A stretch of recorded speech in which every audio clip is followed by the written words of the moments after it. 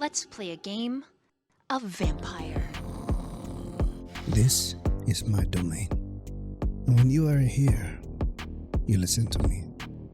I'm still really new at this. Could you perhaps maybe repeat yourself, please? You trying to threaten me? Oh, that's very cute. Is this even real? Is any of this real? Who are you? Honestly, darling, it's not that hard. You just need a bit of finesse. I'm sorry, Lazarus. I never meant. I'm so sorry. You think that you are invincible, Vice, but you are just a man as you have always been.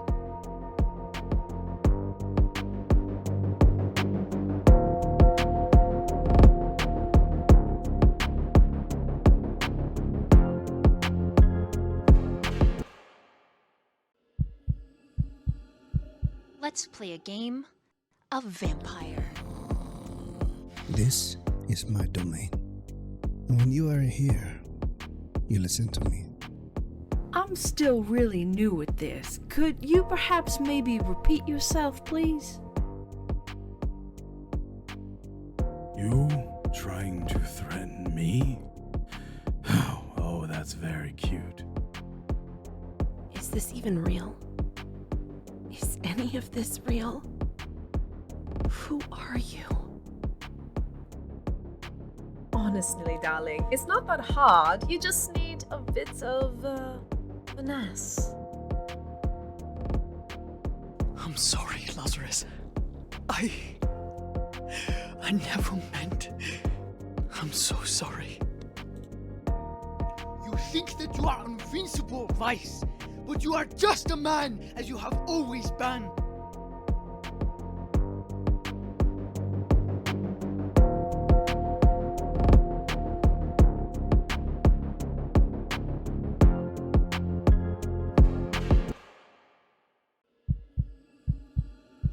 Let's play a game of vampire. This is my domain. And when you are here, you listen to me. I'm still really new at this. Could you perhaps maybe repeat yourself, please? You trying to threaten me? Oh, that's very cute. Is this even real? Is any of this real? Who are you? Honestly, darling, it's not that hard. You just need a bit of finesse. I'm sorry, Lazarus. I never meant. I'm so sorry. You think that you are invincible, Vice, but you are just a man as you have always been.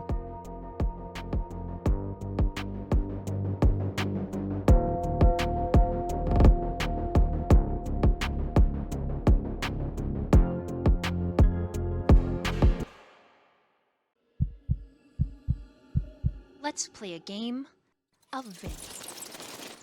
Hey, what's up, everybody?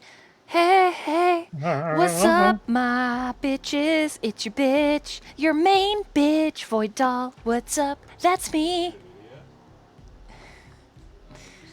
Yeah. Hi. I was trying to figure out like the next boy band line to follow up with that because that's basically what it sounded like. Take a drink, bitches. Wolfman's already got me with the count. Jesus. Poor.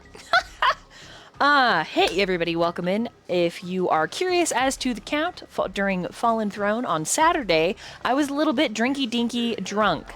So a little bit white girl wasted, a little bit laughy, a little bit funny, but guess what? We used it as a Vegeta challenge, and we did well, bitch. We did well. I have no memory of the first hour and a half of that game. But That'll my be notes, fun for you to go back and my re-listen. notes were explicit and exquisite. Later that evening, they were also explicit and exquisite with Dark Rain over on Natchan's channel, where I said, monster jellies, ooh woo. That's going to be a sticker down the line, because monster jellies, any monster fuckers in the chat, ayo, I see you, baby boys, baby girls, non-binary pals, bitch, see you. Anyways, you know who I am, you know what I do, you know why I'm here.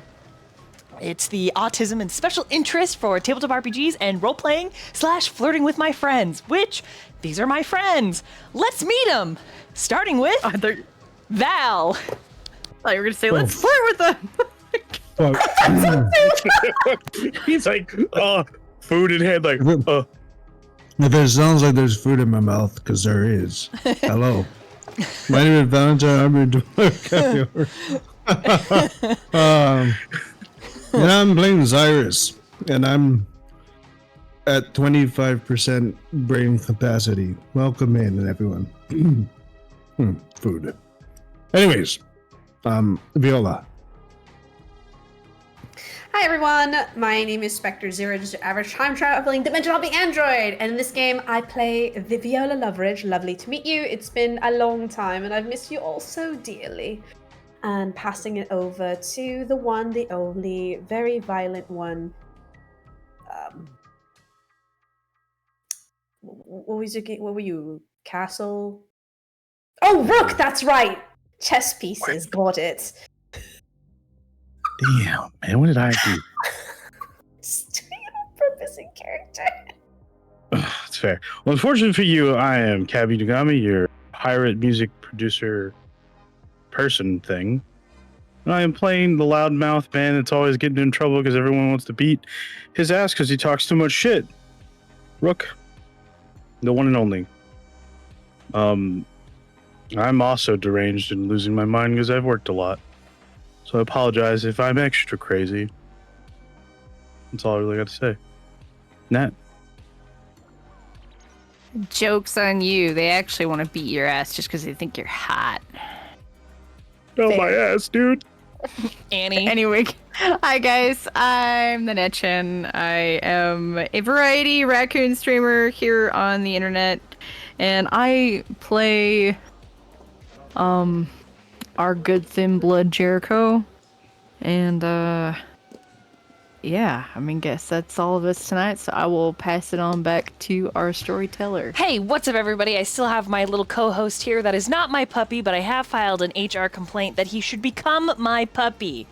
And in the event that he does, his name will be changed to probably Wrath or Butch. Thank you, Black Dagger Brotherhood.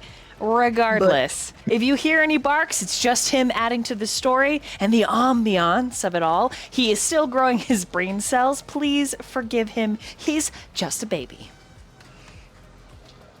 But enough about that. I have some really exciting news for everybody that is a potential down the line. I am looking for a single player. This is not my typical method of searching for a player, but this is for a epic, gritty, high fantasy D&D 5e game. It is the equivalent of D&D with the boys, plus Natchan, who will be in this game. I am looking for somebody who will be playing a serious character and is a serious role player. Someone that is willing to investigate, press the buttons, and not humor without the chaoticism that steals from the plot. So if you think that's you, please join the Discord, !Discord to jump into the void, shoot me a DM and let me know. The details are above tonight's post in the announcements. Right before that live post, you will see a little bit of the details there. And if that could be you, please let me know. Again, I am looking for one player to enter into a game with a couple of newer players. And when I say newer, these are people that are familiar with roleplay, but they have never experienced the joy of a tabletop RPG. So, you would be a shepherd among men. Please help me. Thank you. Let me think of what other neat little announcements that I have. Exciting announcement coming for Salem itself. There are some potentials for guest appearances. Woo! Working closely with me, though everything else is kind of shrouded in mystery. No quite official announcement yet, but it is coming down the line. Can't wait for it. And if you're interested in Vampire the Masquerade and having a cameo as a cool guy and an NPC that I write for you to play, hit me up. Again, jump into the void, send me a message.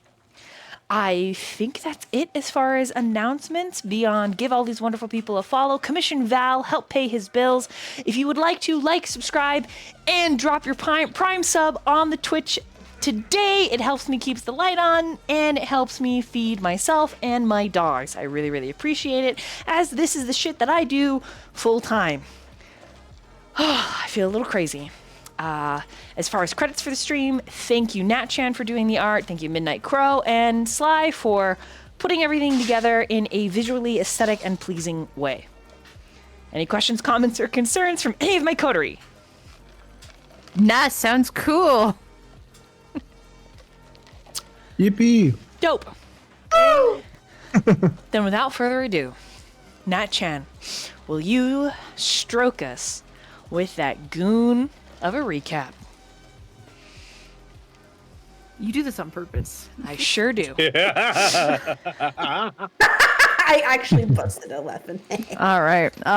Last time here on Salem, we started with a meeting between, we're going to say, a king and queen on the board, the chessboard that is Salem. And this was between Xirus and Elizabeth. As you know, we don't like Elizabeth. She's a bitch. And we would like her to go the hell away. So this conversation was basically her trying to sway Xirus to her side, even so far as tempting him with basically a cure for vampirism, which he has been working on himself for a long time. And Xirus was like, nah, I ain't about that life, because you're a bitch and we don't like you. I mean, it's not what he said, but, you know, actions speak louder than words. He put his foot down and said, we'll just see what happens. At the upcoming Masquerade title drop, Vampire the Masquerade, there's actually a ball coming. It's gonna be happening. We're all gonna look real fancy. It's gonna be real good.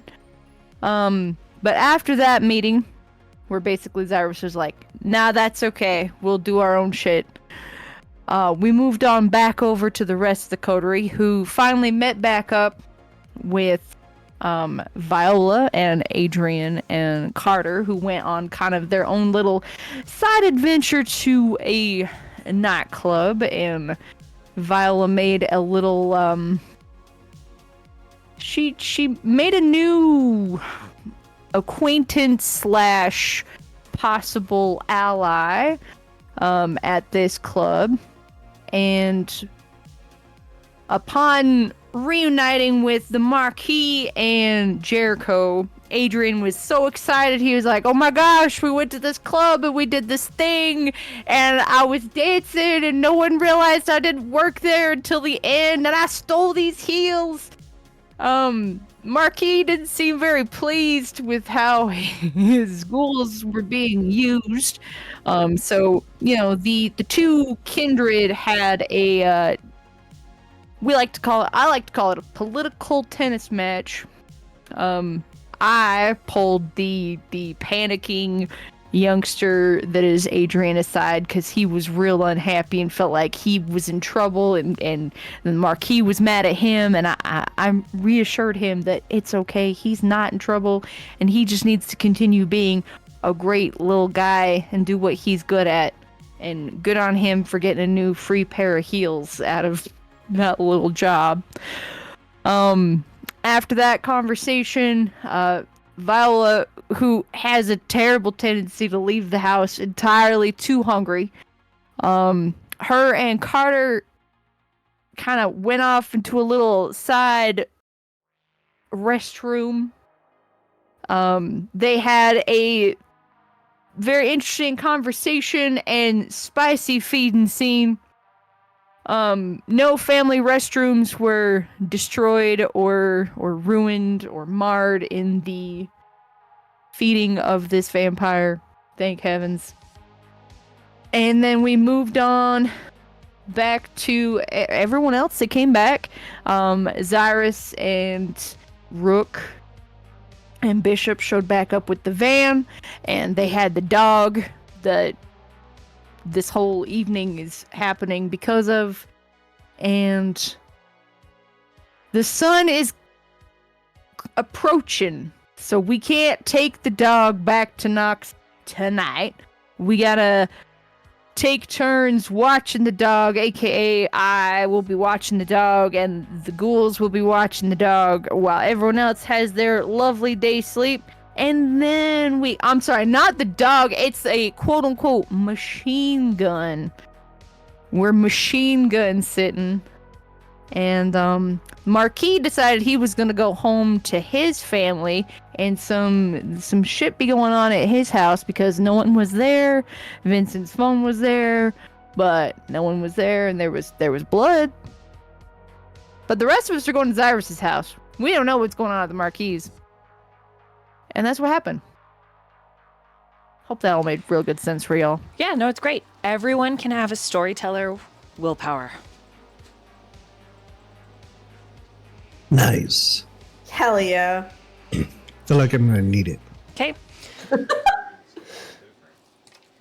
To move things ahead, because the coterie is not aware of what is happening with the Marquis, I need everyone to make a rouse check as you finish your day sleep.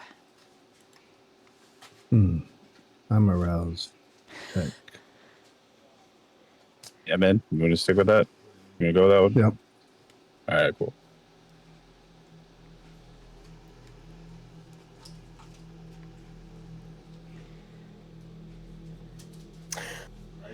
All right, I'm so not hungry.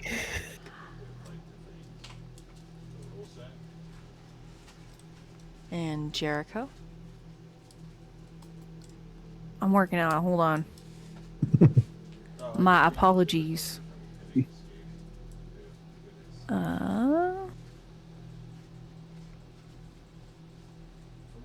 From grabbing the gun and disarming it with one hand, Xirus, all of that superficial damage, I just took it off of your sheet, heals as you return to your senses.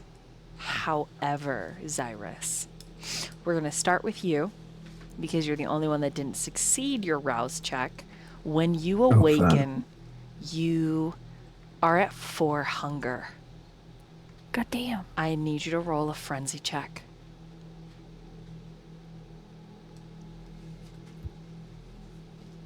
So it's right underneath your willpower. Resist frenzy. There you go. Okay. With a 6, when you first awaken, you don't immediately frenzy. Your fangs, however, they're unsheathed, they're punched down into your mouth. You wake growling and starving. And then your phone makes this cute teardrop sound. Boop, boop.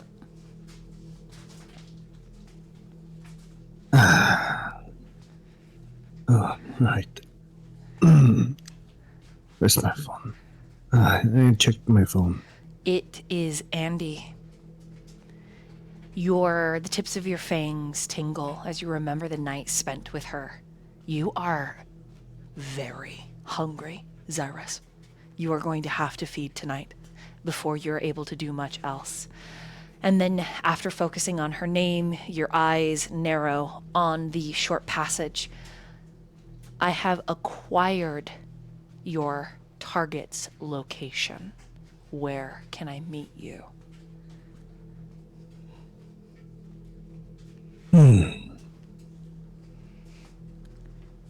I think I would like to talk to the coterie first. Okay. Of our plans for the day. Or the night, per se. All right. And so you rise. What does Xirus's room look like in his manor? Mind you, this is a year and a half later, redone from when your ghoul, Michael, was killed in the kitchen, when your daughter was attacked.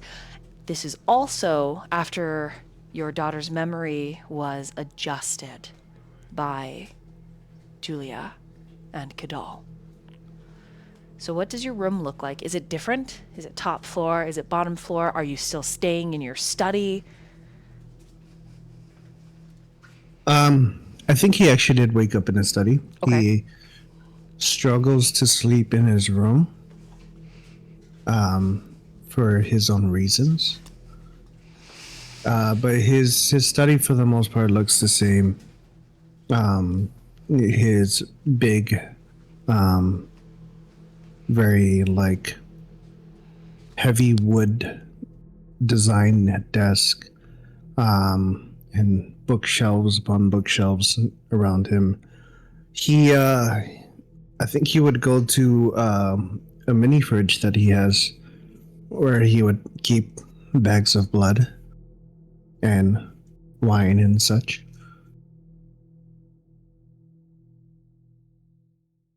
Okay. Within, I'm assuming there are bags of blood. Mm-hmm. And he'll make himself a little cup, just kind of his version of a morning coffee in a sense, but I think with everything going on, he maybe mixes it with some wine.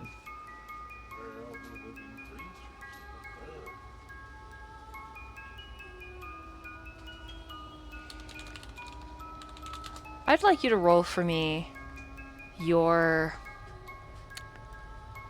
medicine and your intelligence to whip yourself up a drink.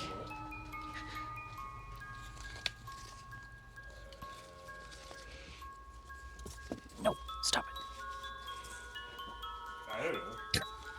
No, you keep rolling. I'm sorry.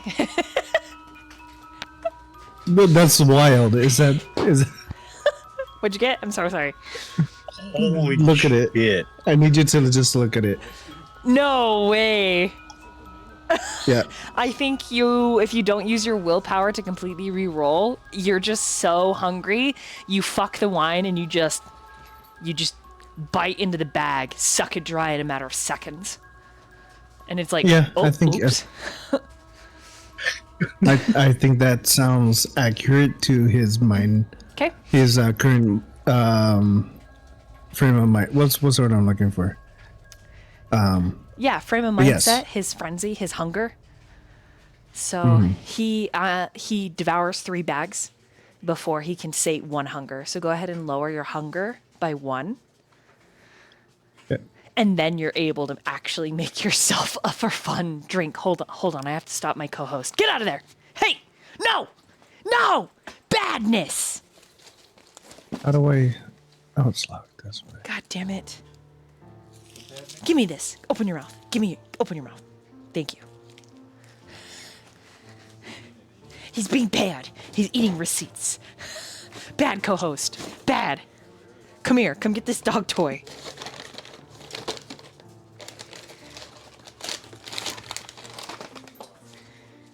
Anyways.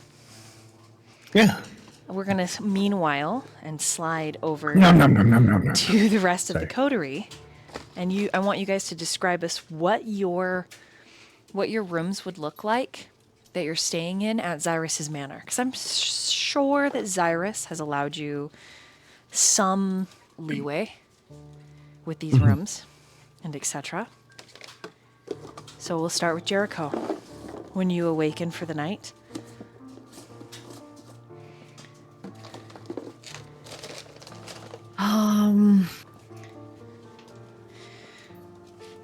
I think Jericho's room is probably pretty, I think it's mostly bare. I don't think there's a lot going on. I think he maybe has, like, a desk with, like, I think he's got, like, a few books on it, a couple notebooks. Maybe, like, I do think he has, like, a physical little boombox on it with a small collection of CDs. But other than that,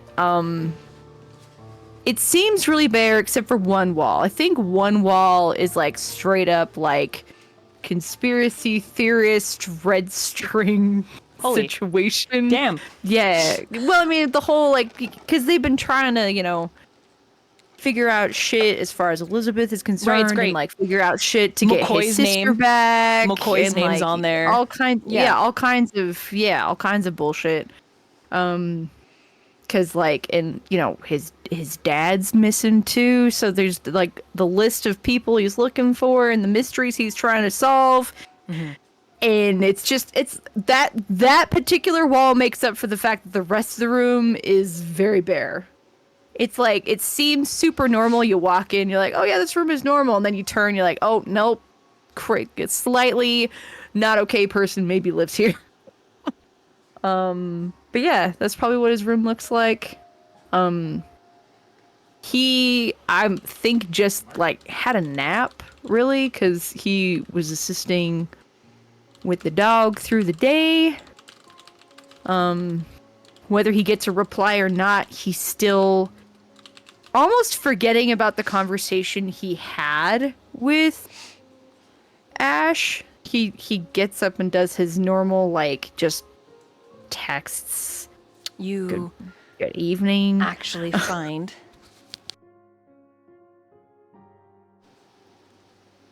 Ashley has texted you. Oh, okay. I read that. Can we talk?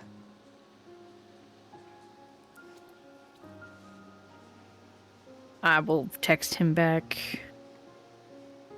Yeah. How do you want me to call? I don't want to call him out of the blue if he doesn't want me to call, so he does say, I'm happy to talk. Do you want me to call?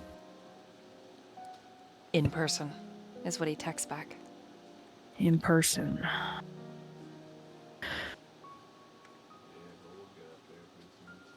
He'll reply, I have to find out what my schedule is tonight. I will absolutely do my damnedest to fit you into it. Because yes, I want to talk.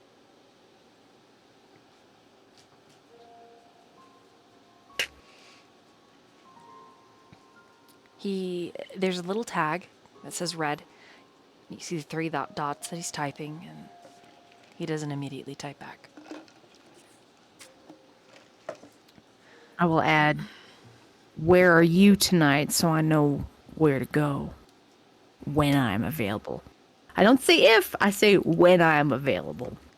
He says home. He says he's home. Okay. He replies back, I will see you then, and I will let you know when I'm headed over. Hopefully it's sooner than later. He hearts the message. Okay. Mm-hmm. So there's that. That's a good sign. Mm-hmm. He'll take that. But yeah, and then I guess he will just go to wherever they would normally meet up when they're at Xirus's house. Yeah, probably the pool room. Literally the Q room, right? It's billiards room. Yeah. Yeah. Yeah. It's just a little ways from his study. But meanwhile there, we'll slide over to Viola. When you wake for the evening, it is painful. There is an empty ache in your heart. And you instinctively reach across the sheets before you remember everything that's happened the last few days.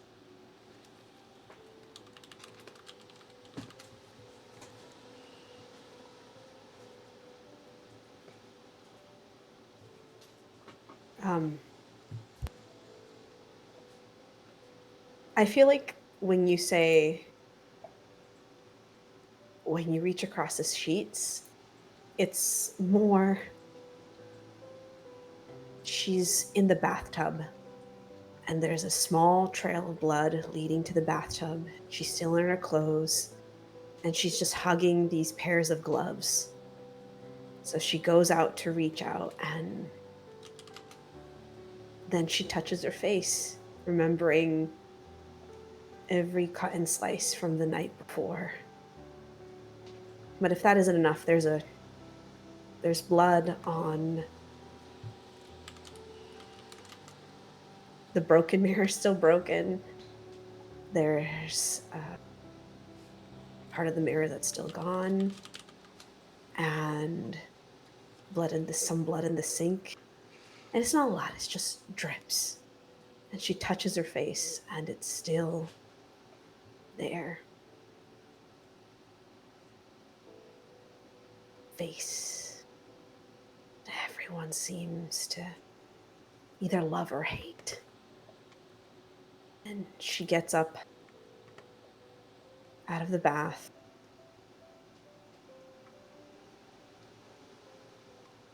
And it's almost too much. It smells like him. It feels like him. It's like being in a room with a ghost.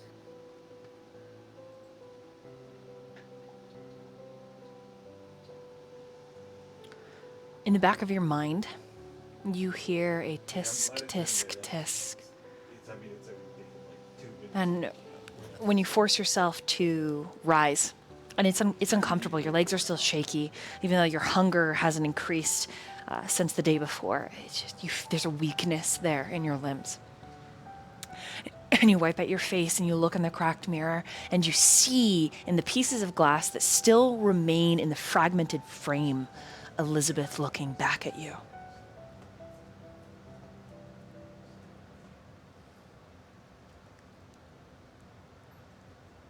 You here for a laugh? I'm here You to think tell it's you funny? once again that I can absolutely aid you, Viola.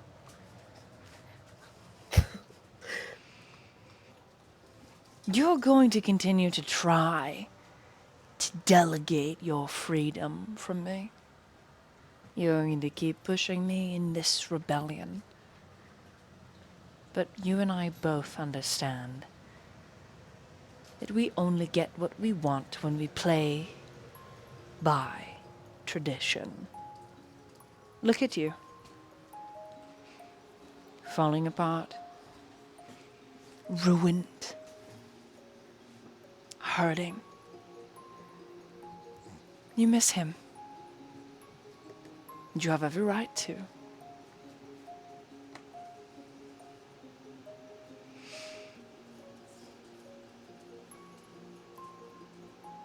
I could help you get him back, Viola.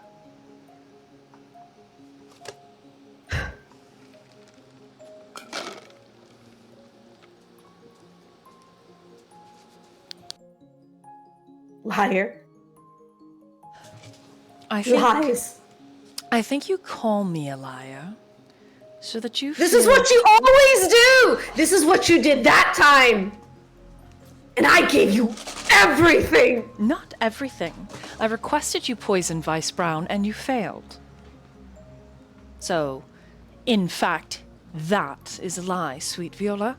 Ah, yes!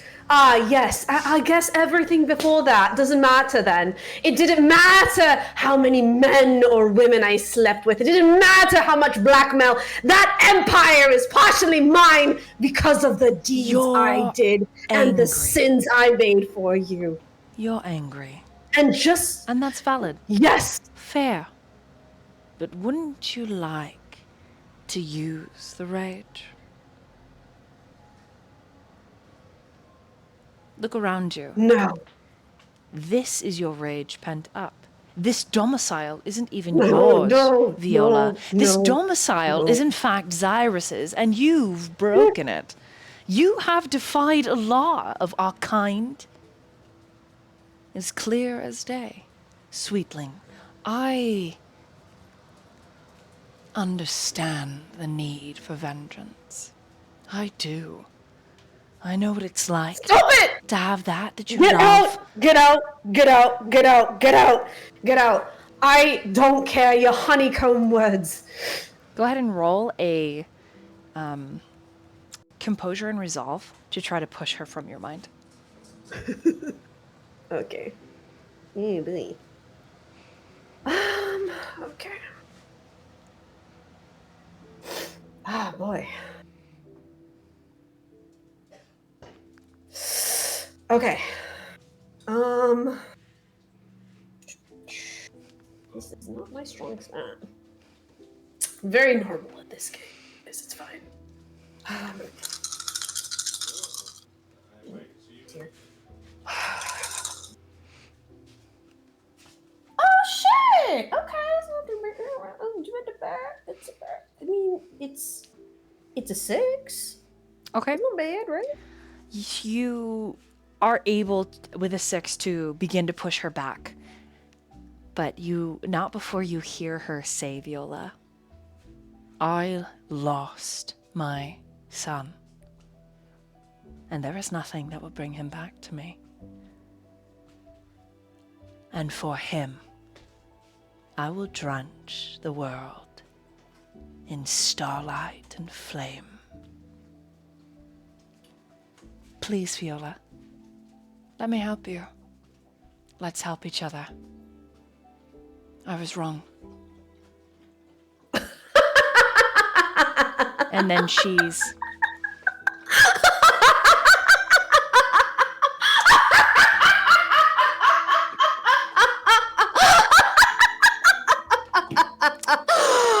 Oh, that is... Frank, that And is fucking rich coming from you. all that is left in the mirror since you've pushed her from your mind is just looking at yourself haggard and tired.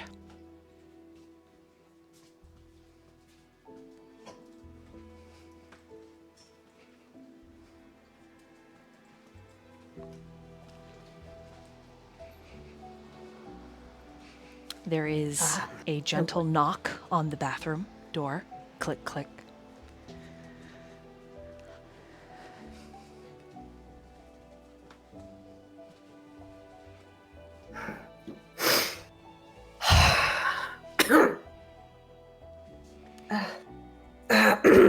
She goes to the door and she opens the door and she's like, hello?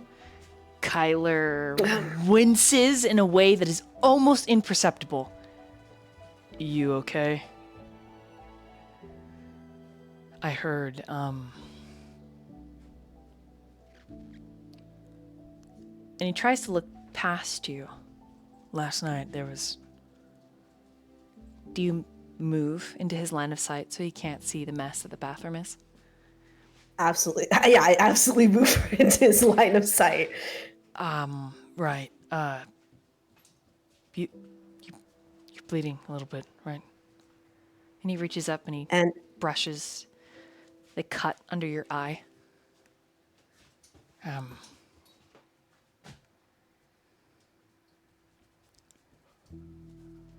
We're all a fucking mess, aren't we?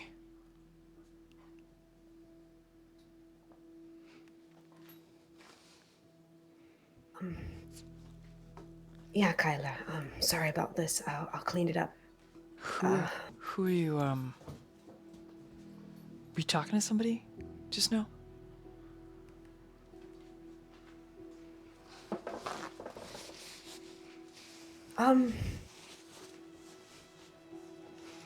Myself. I was talking to myself. That was all. Just, Yeah? Yeah.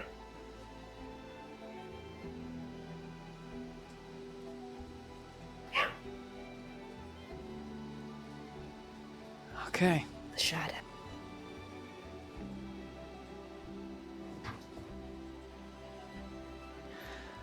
Just talking to the shadow of myself. It's fine. I'll be fine.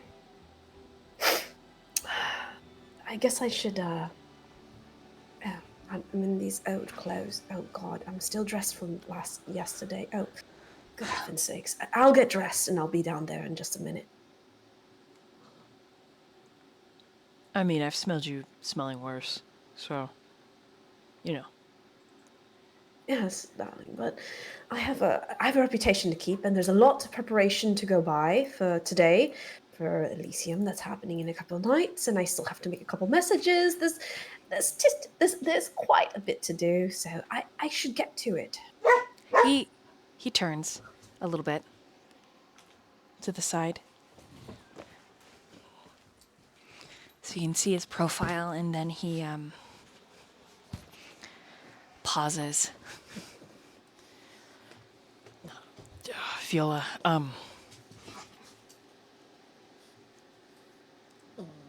good friend said to me that you don't have to do it alone. Whatever you're going through, you can ask for help. And, yeah, we're all fucked up together.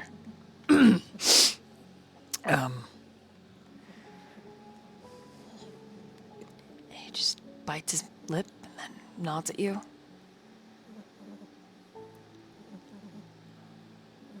We're all here.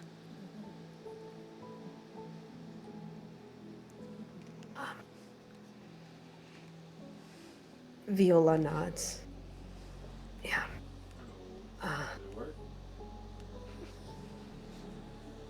I'm not sure I'm ready. I'm scared. I get that. I'm really scared.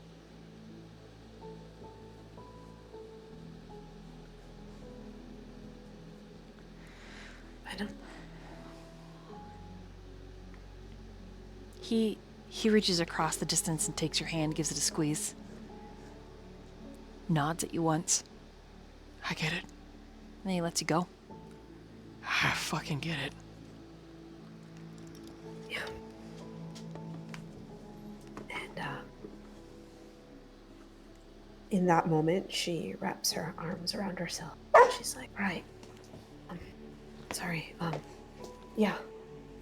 I'll get ready soon. I'll be there in a moment. Sorry to bother you. And, thank you. Anyways, there's things to do, and we should get to it. And she's like starting to really grip hard into her arm as if she's getting really uncomfortable. Like this is not her. It doesn't feel like safe.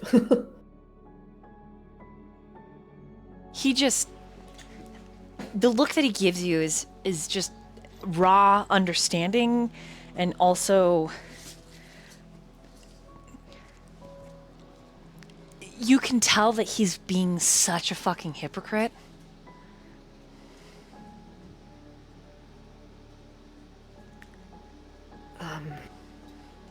I think that Viola seeing that kind of closes off a little bit. Because if he's not gonna share, then right. She doesn't know. She could roll an intelligence and an insight. I think because Viola does care about Kyler, she will. Okay. But my insight and intelligence is not good. That's okay. She's you can roll it whether it's good or not. Oh boy. All right, so we're gonna try, folks. Let's see what happens. I got that would have been a crit, but it's not, so it's a 2.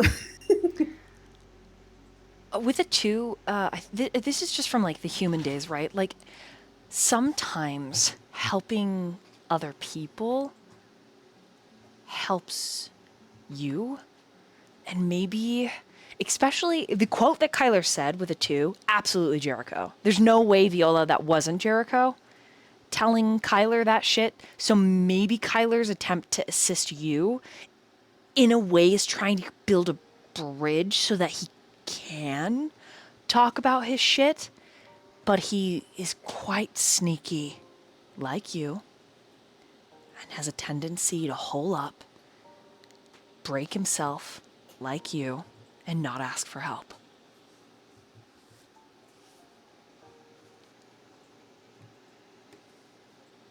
Maybe this is the olive branch. With a 2, you can't really say yes or no. Viola just grabs his hand and brings him into the room and like sits down on the, then just has him sit on the floor, and he gets to see everything. Oh shit, Viola.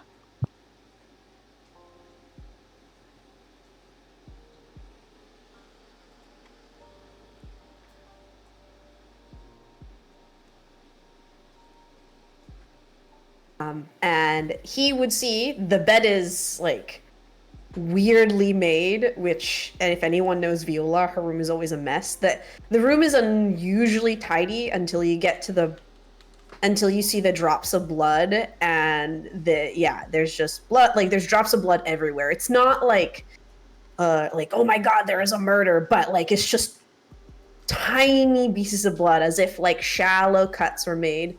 And if Kyler were to take a closer look in the light, he would notice that the small cuts are just healing, and they would be across her face. All across her face. All across her arms. Like, across her chest. And they're not like zigzag, there's oddly precise. As if she was a surgeon, but he knows she's not a surgeon.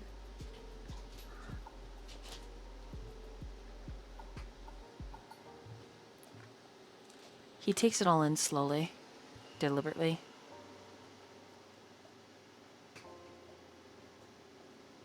Why?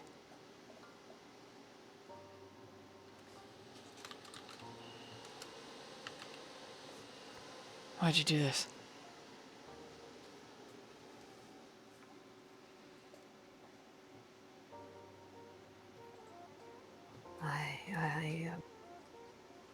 I had an episode. I haven't had one in a very long time. Sometimes she would let the memory seep to remind me of my place, of the place of where I came from. How grateful I should be that such a wonderful, beautiful, powerful woman had saved me. How much I owed her for taking me out of that place.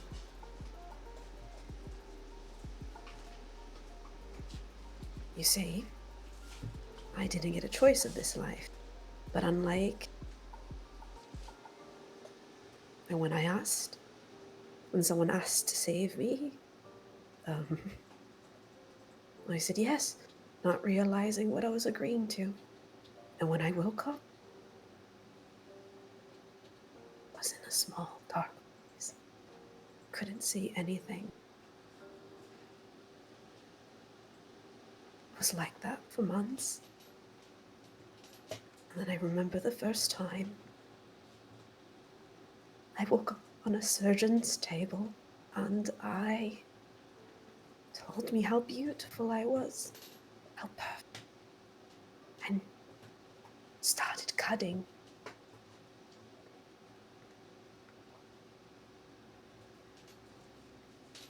It was like that for months. Sometimes on the table, sometimes chained to the wall. But I was always apparent to it. It was like... You mean aware? You were aware? Yeah. And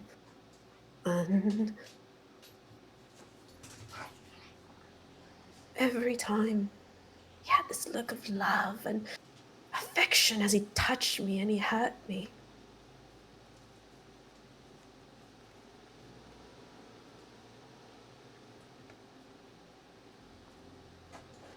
Who? I remember when. And she clamps up, and her leg is shaking, and like you can tell, like she can't, like the memories are coming back up, and she's gonna vomit. She's getting close. She's getting nauseous. There is like the look of sickening, as if she's reliving being vivisected.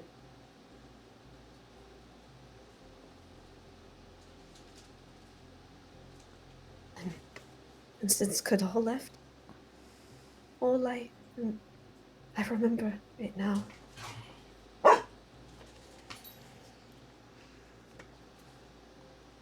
Everything he protected.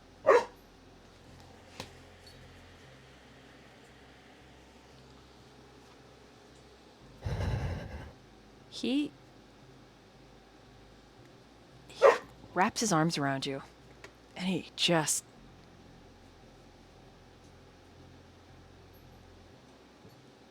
You can feel that he's a little bit out of his depth, but he's trying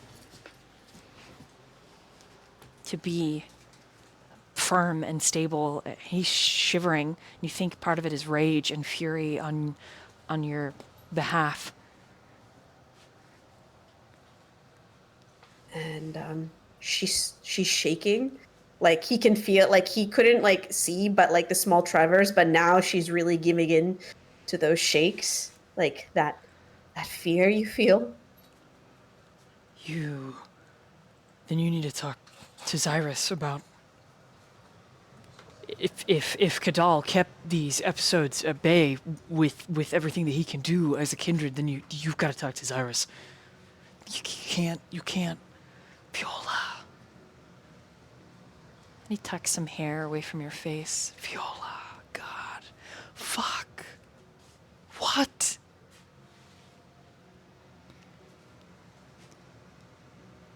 Elizabeth did this, or fuck. Viola, I'm so sorry. You see, Kyla, the reason why I thought she was my savior. I thought she would she took away all the pain. I stopped having the nightmares because of her. She just came in one day and she gave me a deal, and I took it without a second thought.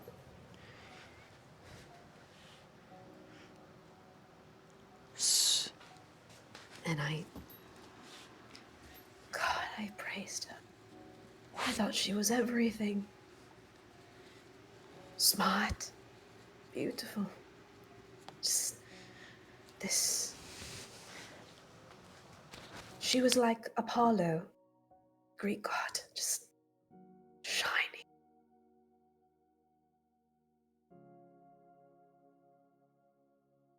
And I lost.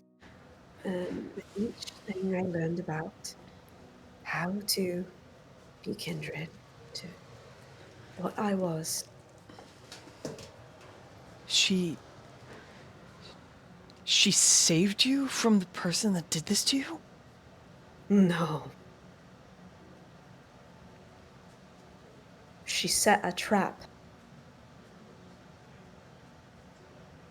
Something I didn't find out till very later on. She set a trap so that on that night, she needed me, she wanted me for whatever reason, I don't know. She killed me, tortured me, and at my lowest point,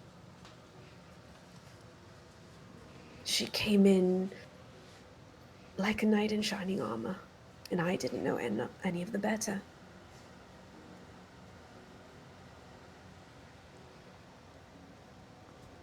Oh my God.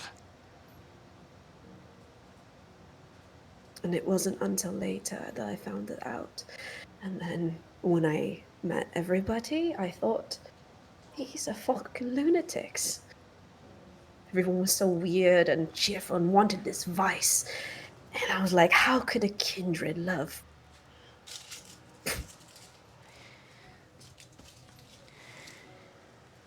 that had been taken from me too.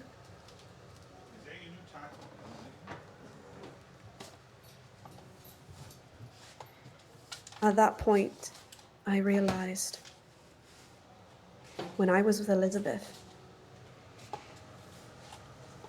when I realized how manipulative she was and how much I just wanted to be free, how much I wanted to get out, I realized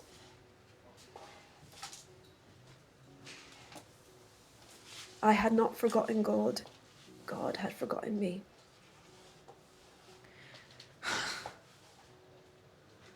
Maybe it was never meant to be.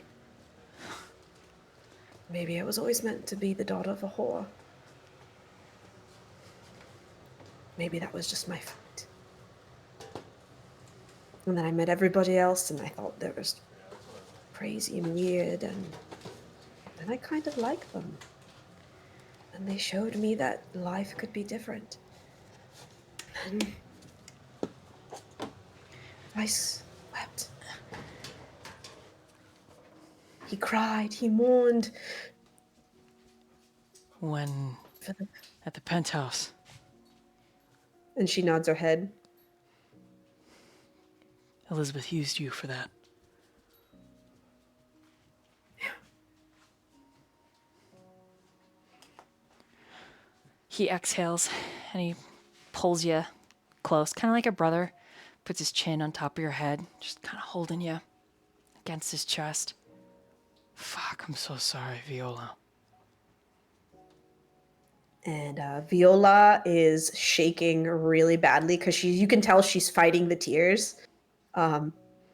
It's like she's really shaking, and she doesn't like. It's like when you lose control, when you remember something and you're losing control of your body, and you just shake because. Just let it out.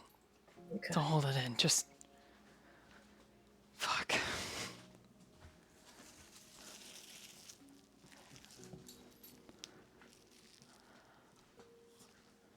I'm gonna help you. I'm gonna do better, and I'm gonna help you, Viola. We're all gonna help you, but I'm gonna help you.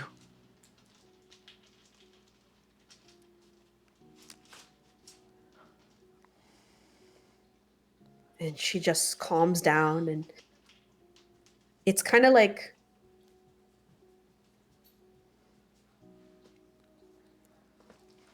when you've gone through loss and you have no more tears to cry. You've cried so many times for the same things. His tears fall, and they're bloody, but they get lost in the seams of his face that is all torn up and ruined because of Elizabeth.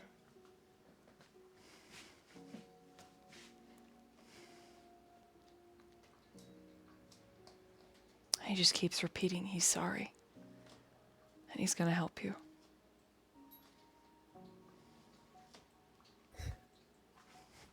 And then Viola just sits up a bit.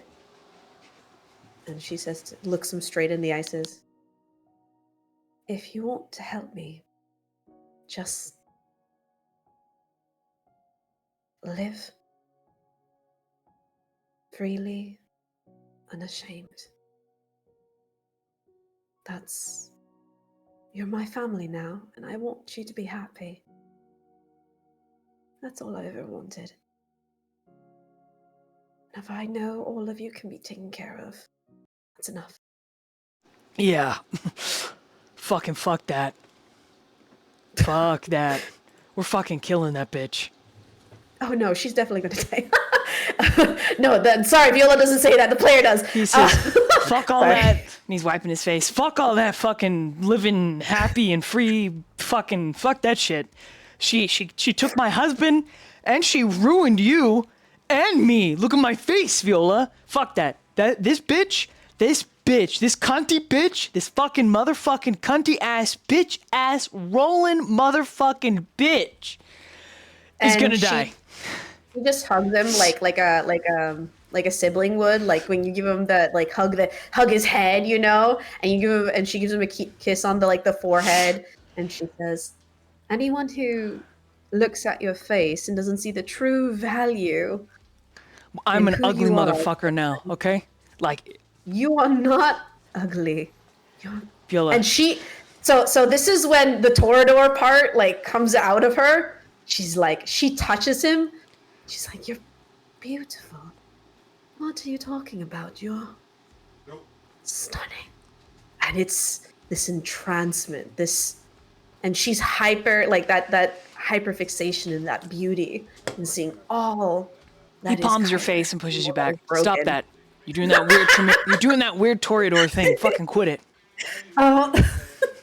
And she does giggle, and she's like, I'm sorry. It's just, I'm a weird Torador. Look into my eyes. We're getting Lucas back. We're killing this whore. We're finding Mads because I want baby O'Shea back. We're gonna find Blythe. And we're gonna help Jericho marry his boyfriend. That's the plan. That's what we're gonna do. And nobody's gonna die. Fuck. And he goes over to your shower and turns it on. He cries really hard for a second in it, sticking his face under the faucet. Just. Okay. All right. By this time, every single cut that she would have made on her body is completely healed. There's like nothing. You would never know. None the wiser. Except for the evidence that's in the room. Let's clean this up. Let's clean this up, and then we're gonna fucking take care of the machine gun and get shit done. That's what we're gonna do, because we're a team. What? I mean, it's just a cute little dog. I don't understand why we have to call it machine gun. It's a machine gun. And we're gonna do things together. He's really cute. He starts This to clean. ugly little, cute little dog. Yeah, and she follows with. She doesn't really talk much. She just kind of remembers, you know, when she was with the social worker, you know, and their family, and how their dynamic was kind of like that. Mm-hmm. And like those nights where she would like got in trouble because she like, you know, did something, or like sassed the teacher, or like was making out with a girl in the bathroom, or like guy and a girl, and the teacher got mad, and then they would be like, you know, they would just clean together. They would just do dishes. While you and Kyler are putting your room back together, we meanwhile across the room, well, across the manor to Rook. Your awakening is nowhere near as eventful. You come to in a very stark awareness, just horizontal to upright in 0.01.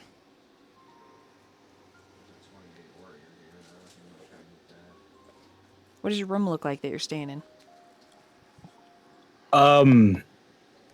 Rook's not the kind of person to decorate, other than he's loosely like fashion. I think, you know, the little things you could adhesive to a wall to like hang stuff, like where you can just hang his clothes because he doesn't want to use the closet that's in there. So he's got some spare like suit and a tie kind of thing hanging on that, while he's fashioned like a really, really reinforced heavy bag from the ceiling that he's been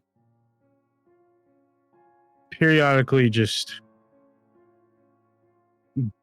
I guess, mad hitting, because he's just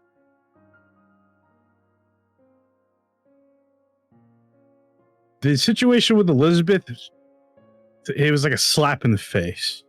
He's pissed, and he's got to get it out.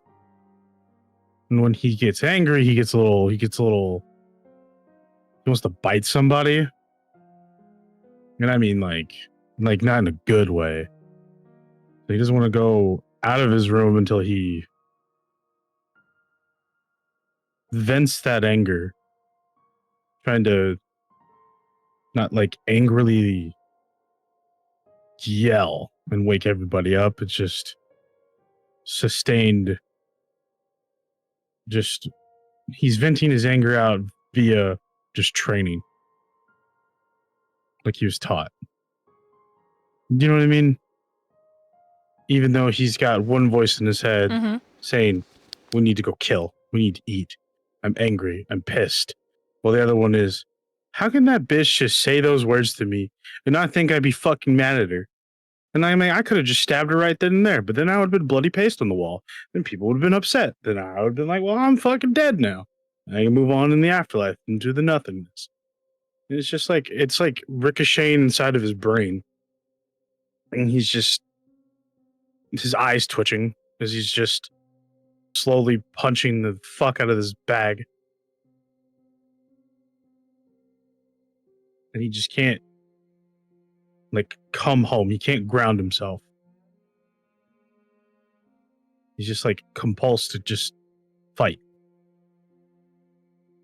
Survive, fight, punch. The whole bit. You know what I mean?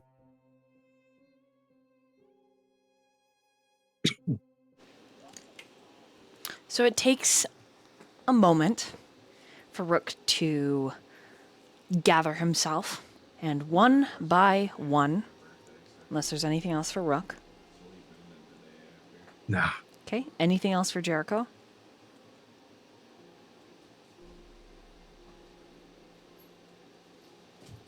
No, I don't think so. Not yet, okay. And then anything else for Yeah. Xirus? Before No, I skip I think scenes. I'm good. Okay, then each of you converge in the billiards room. Kyler and Viola are the last to arrive.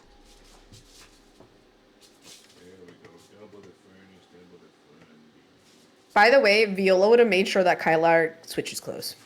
She's like, you stink. I'm gonna get you nice clothes. Fair enough. And it's like these really nice, like, brand names. Like, she clearly, like, dressed him up, like, quite a lot. And honestly, like, yeah, like, you know, do a little, like, if he makes it work. It's like a sexy scarred, you know, GQ model. Now you're going to say like a sexy Two-Face. He feels a little uncomfortable, you know, Yeah, but at absolutely. the same time, he's a little bit into it. He's like, nice. Like when he walks in. Co-host. Is that the machine gun I need again? you to be quiet. Kyler's got the dog barking with how good he looked. Wow. But You and the dog saying, damn. And Viola definitely, like, she's wearing, like, different clothes. You know, Okay. obviously she's changed into, like, ripped black jeans, like a corset top, which is very iconic for her. And, like, and I would say actually not a leather jacket, which is very unusual for Viola because that's, like, canonically one of her big looks. She has a button-up shirt up, which is weird. Like a black button-up shirt that she's just tied and made it look cool. And so each of you converge in the billiards room. And the machine gun, whom Bishop has been watching for the last while, is sleeping on a pillow on the couch. What do you guys do?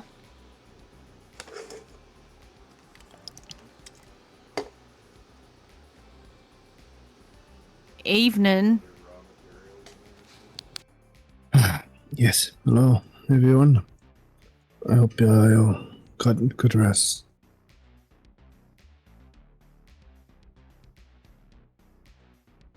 Rook doesn't really like give like a response. He just nods his head. He doesn't have his jacket on like he normally does.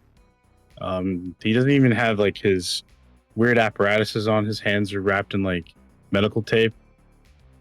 And he sits off on a stool, unlit cigarette, just waiting to see what we're doing. Other than dropping off the fuzzy package, what are the plans for this evening, boss? No. That's what I'm here to talk about. He gives this kind of look to Tyler in his outfit. He just points at Viola when you look at him like that. He just gives he gives one of those okay, like, you know, just not bad. I have one for each of you if you just ask. I think she's getting us threads for the Masquerade tomorrow.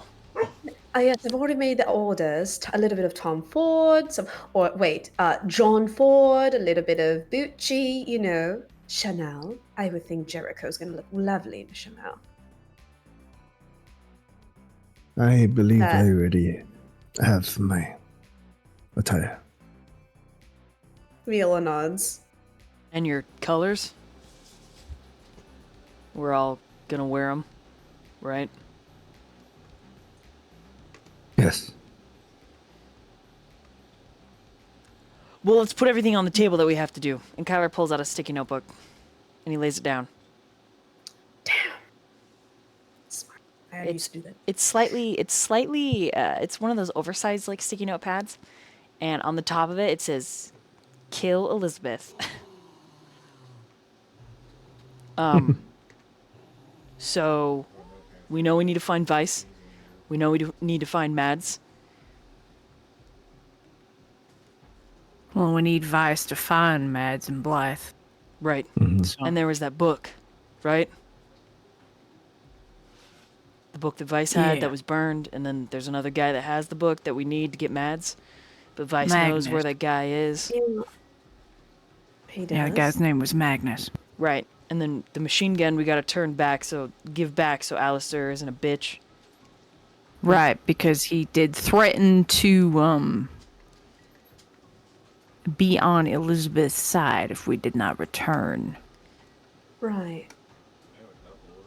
Yeah, I think I could hand off the dog. We can take care of that. Do you want to go all together, or do we want to split and conquer? We definitely have to be there for that. There's more to it than just his dog. What we had to work with, You want to threaten Alistair and tell him not to ever betray you? Kind of. Maybe the one that threatens him? Because I indirectly got shot in the shoulder because of him. Because, you know, I just want someone to blame. Point fingers at. I'm sorry. Wrong? I thought you said you wanted someone to blame when you finger. My bad. He just doesn't even like. Normally he'd have his snappy little comeback, but he's like, wow, you are whatever fun helps tonight. you sleep at night. No fun. Zero fun. Fun sucker. He just gives him the finger, like, you mean this finger? Feel better now? Happy? Like middle finger. Alright, so how should we tackle each of these events? One by one. And will the Marquis be joining us tonight? Did we see word from him? Not yet, but I guess let's just have to give him an update. He can meet us there. Man works in mysterious ways. I'm sure he will arrive at a dramatically appropriate moment, or he'll just drop us a call. He knows so much. Also, the kid, McCoy, we need him. 100%, but he knows he's how. with... Well, yeah, he's with the Marquis people. But the thing is, Xirus, that McCoy kid has the foundational code for the building that Elizabeth uses as one of her strongholds. And I'm not talking like ledgers and bank account bullshit. No. I'm talking schematics for the building itself. Schematics that supposedly were lost and I haven't been able to hack and find shit. McCoy's got those. Must be real sealed if you haven't been able to hack it. Yeah.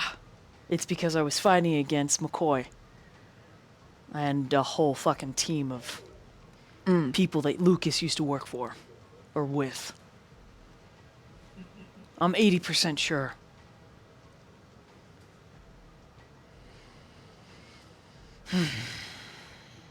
So, that plan's on hold until McCoy's done with his wolfy business.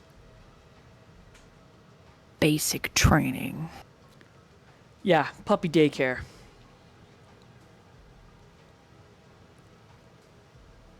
The reason I bring it up, Elizabeth's gonna be at this masquerade tomorrow night.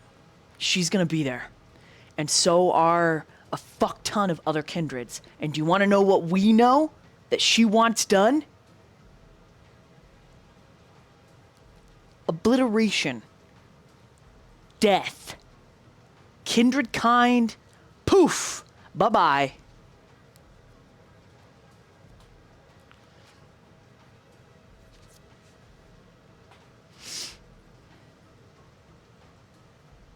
He shifts uncomfortably. Am I the only one that picked up on that conclusion? No, you're not. Well, here's the thing. We know the one kindred that she wants to kill more than anyone else. And who's that? Anybody? For the chicken dinner? Mr. Brown. And where the fuck is he? That's what we're trying to figure out. Okay, well, here's the thing. Elizabeth has spies like McCoy. Yes, we have McCoy, but the kid went fucking apeshit AWOL, and we don't know what little Spidey programs he already has embedded. There are CCTVs all over fucking Salem. Viola walks out of the room. Viola walks out of the room. Viola. Where is she going? I can't be here right now. It's kind of like it all clicks. The moment he says spies, like she just the flinch, and she's like at the doorway and she says, "Elizabeth's been tampering or whatever was." Hold on. You do sound a little far away from your microphone, Spec. I am super close. I'm sorry. This room is just so echoey. No, it's okay. So I'm trying. You're good. You're good. Okay, I'll lower my seat. Wait. And she goes. So he says, "God, wait, whoa. I think whatever she implanted in my head and whatever Kadal had done, I don't know. It's just she's been visiting me. I've been having nightmares. I can't be trusted." And she walks out of the room. Kyler looks immediately at Xirus. And it's not like in a I'm trying to be rude way, but she looked scared. Of course. Right. Like there is a fear and she feels like she'll compromise. You can, do an insight check, everybody. Everybody do an insight check. I think you could get this with a DC of 3, and then if anyone gets a 5, I can give you more info. What do you roll for insight again? We in this doing game? what? Intelligence? Intelligence, yeah. Mm-hmm. Okay. Wits and intelligence? No, insight is intelligence? a skill. Yeah, so it's intelligence and Oh insight. shit! Yeah. Okay, dyslexia. I can't okay. read. Okay. I'm 30-some years old and I can't read for shit. Yay! Nah, I only got a 2. Okay, you're just. I think with the. Yeah, what did I set the lower DC? 3 and 5. You said right? 3. 3 and 5. With a 2, you would bet she feels really uncomfortable because of her dealings with Elizabeth. Rook's thinks that this is from this past Judas stuff, that she's a little hurt from that. Even though I roll a 1, Rook will remember promptly what he was reminded of asking to do. That's right! So yeah. And he just quietly gets up, doesn't really say a word, and just follows behind you. Well, where the hell are he going now? I would say, Xirus, you missed it by 1. But yeah, you guys get the idea that, so you would say that she's scared. Elizabeth has been talking to her in her head. for sure. That's and she's scared of that, and she's worried that what has been previously discussed, that whatever inside initiatives, whatever inside in her brain might come to fruition. So, damn, no one got a 5 set. I'd have to critical to even get over a 4. I'm rolling 3 dice. Where's Marquis? Oh, I know, I saw that. I actually saw that, Rook, and I was like, darn it. Okay? I was like, darn it, Nuke. Right, good night. But yeah, so yeah, she's walking out of the room. She doesn't want to hear your plans. She doesn't want to be a liability. She's just out. Like, she's just walking, and not because she's trying to walk on you guys, but she doesn't want to walk in possibly, like, confidential information of the plans. Right, she doesn't want to be a liability. Yeah. Yeah, it's understandable. Highly inconvenient, but understandable. And she'll just say, she'll do in the group text, she'll just say in the group text, just tell me what you want me to do, just don't tell me why. But looking at the group text, he'll look up, Jericho will look up at Xirus and be like, yeah, but if we even tell her what to do, if she is actually a liability, then even having her do something is a risk, right? It depends. For now, we'll keep her in the dark. She understands that. I appreciate that.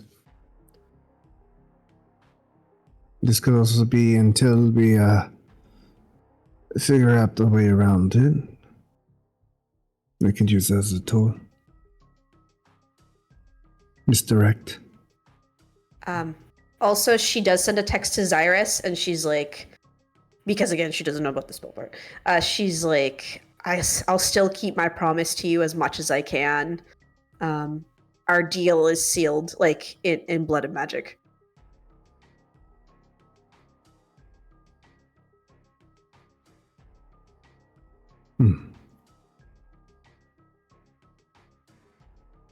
Yes. Know it better. We'll make we can make use of it. Alright. But for now, I trust you. let's focus on what we have to do. Right, so Yes. first thing on the docket's return the dog, right? Get whatever information from Nox he thinks he has. Yes, I think Alistair would want to know what happened to his dog. Well, not only that, He's but one of- what other information does Nox have? What does he know? He said he had information about Mr. Brown, which is why we even agreed. I mean, it was part of the reason why we agreed to begin with to do this job, and then he made us expedite the job because he's like, well, if you guys don't do it fast enough, I'm going to go to Elizabeth. Well, so supposedly he knows something. What the actual fuck? Isn't there somebody else? I swear to God, there was someone else that knew something about...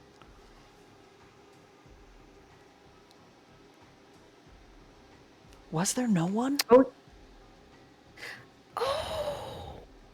That's a DM. Yeah, I mean, Xirus. storyteller. I mean, the player knows, but...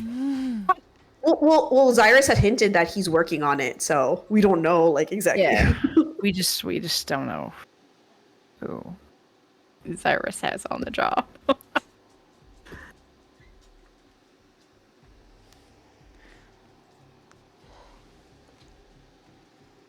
Okay, so after we go talk to Mr. Knox, I mean, do we want to lay out a whole plan for the night, or we just want to do this a step at a time? Because God knows that our plans tend to change on a dime.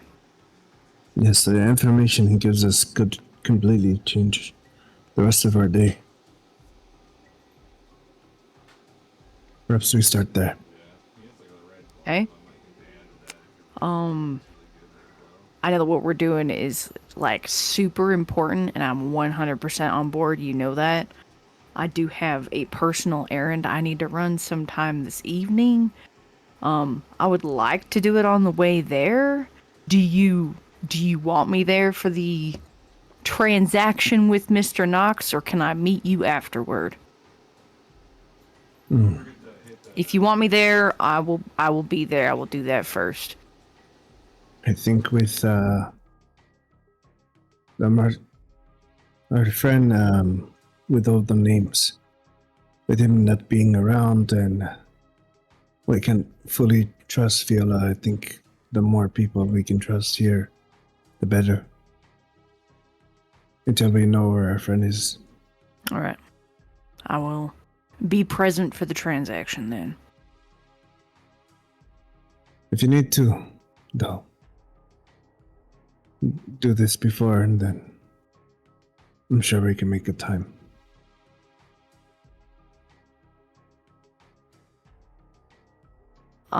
If I can drive separately, I could probably go run my errand first and meet you there.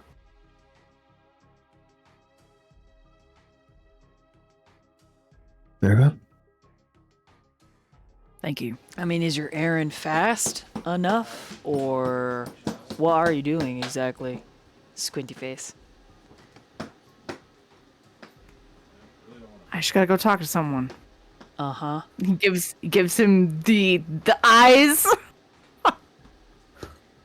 Our conversation was interrupted yesterday, and I would like to go finish. You think it's kind of... it's important. Oh, I see. Whoa. He kind of whisper yells, "You think talking to Ashley is going to be fast?" Oh my god. Xirus, you know that Ashley's his Jericho's boyfriend? It's... You think he's going to let you go? You think you're going to be like, "Hey, by the way, I'm a vampire." And like that's just going to be like, "Okay, honey, I love you. Good luck."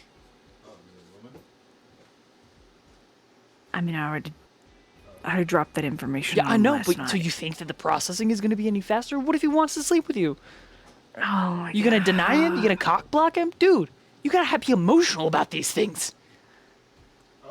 You gotta wine and dine. Fine. Like I've got time to do that. That's part of the reason he's so mad. That's what I'm saying. You don't got time to wine and dine the baby boy. So why are you even gonna go cock tease? Hey, baby, I know I'm a sexy vampire now, and maybe you want me to bite you to try it out, but sorry, I gotta go help my boss. Jericho just scrubs his face. I might be an idiot, but I am damn good at seduction. I'm not trying to seduce him.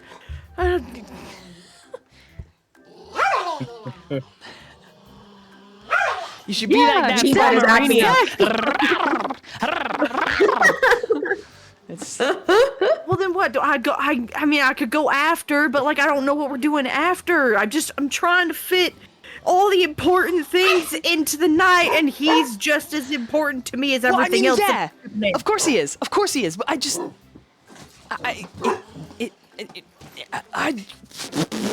bro, I do not envy your situation. I'm so sorry. And neither do they. They are just as stressed. I'll just go to the transaction. I will figure it out. No. I mean, look, Jericho, I just want to help you. And I'm sure you Xirus just said it's a bad idea. Well, I just don't think rushing it is a bad idea. Xirus, help me out. You were married.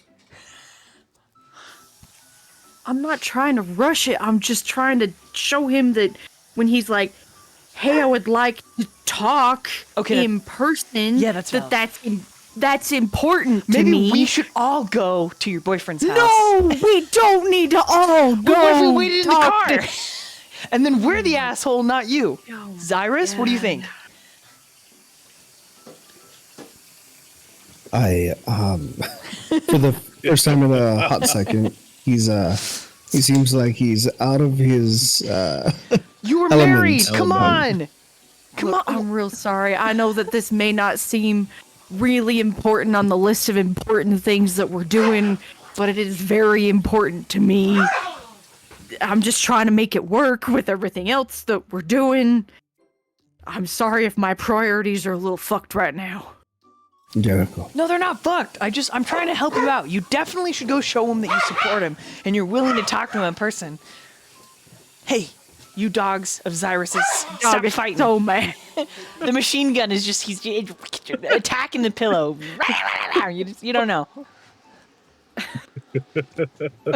Okay, look, hold on. If we're all waiting for you in the car, then we're the asshole. Right? Then we're the bad guy. You go talk to him and you're like, hey, my boss is in the... Okay, that's a dumb idea. I'm so sorry.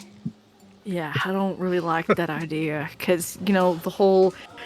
I mean, I've kind of already used you guys as my... It's not even an excuse, it's just the truth. He's like, hey, I haven't seen you in like 3 weeks. What's going on? Are you breaking up with me? And I'm like, no, I've just been real busy with work. And he like thinks I'm involved in a gang because I can't tell him what we do. So when I was forward and I'm like, honey, I'm like a half vampire I'm thing, a vampire and drug dealer. Yeah. I work for vampires, and he's like, what the fuck? So, you know, when he actually replied to me this evening and said, hey, I would like to talk to you, right, and actually hearted one of my messages, it's real important to me. Right. No, Xirus, you gave the sign off on this, right? It's okay that Jericho told his boyfriend what we are? I didn't ask. Jericho. Oh. I just... If... Would this help you have a clear mind when we go and meet Alistair later? I feel real dumb saying this, but yeah, I've been real stressed about it. I will function so much better if I'm not anxious about this. Alright. Then we'll take one car. Okay? Okay. Kyler pats your back. See? It all worked out in the end. How is the music so perfectly timed in that moment? It all worked out. So we go deliver the machine gun. We tell Viola nothing. What could go wrong? What could go wrong? Everything. Nothing. Everything could go wrong. Nothing could go wrong. We're gonna kill that cunt bitch Elizabeth, and nothing could go wrong. Any other RP before we move scenes?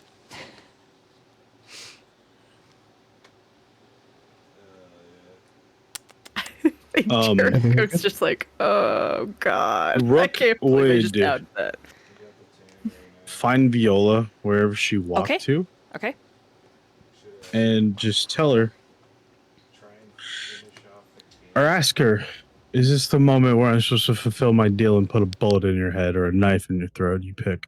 Or do you want to not know what's coming?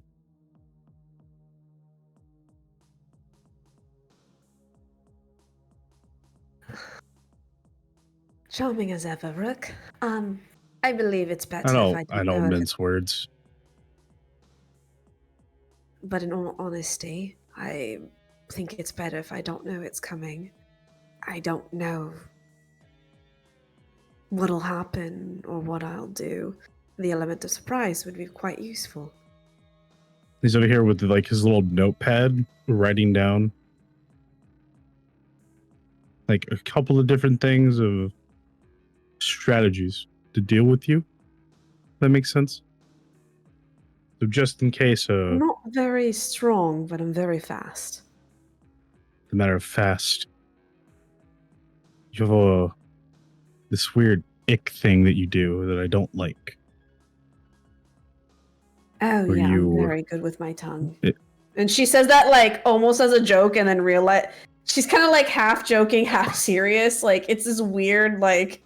You know that Spike Spiegel look I give you all the time where he's got a cigarette in his mouth? He just looks like disgusted. That is literally Rook right now. He's just like, that's not what I'm referring to. And he points to his brain. I don't like those abilities. I can do them myself, but I don't like it. It's not for me. I just rather shoot you. Fair enough. From a distance. If you can put me into Or a pool, suddenly you I'll be drink mute- something and you just can't move your body, and then I stick you straight Honestly, in the I chest. think that would be best because if you can use me to your advantage, that might be quite nice. Work in your favor. I'm not the tactical one here. I just do the killing. Listen, you put me And the into a hole, threatening. you take my and the body, and then you can burying and people everyone 6 can feet decide. under, toss them in the water with sharks. He's just like flipping Honestly, papers. if you like, could toss my body in murder. the water in the lake, that would be fantastic. And she actually Man, says this is that so like much work, deadpan. dude. You realize she like says that I dead gotta serious. get cement blocks, a bunch of rope, and then I gotta tie you to it. I gotta make sure the knot stays. Well, you're the one who asked for preferences. Look, I just said this is a number of things that I've done. Some work, some don't.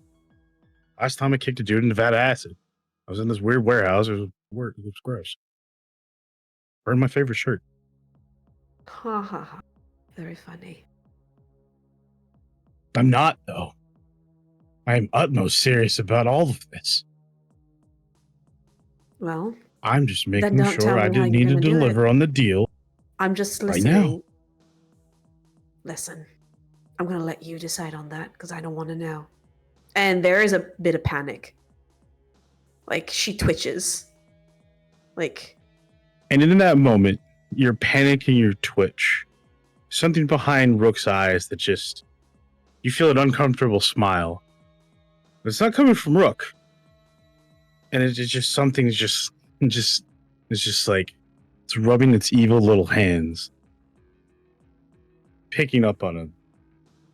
And Rook just says, cool. I'm exit stage not over here. Or I accidentally do something. You'll never see it coming. Just remember that. He just walks away.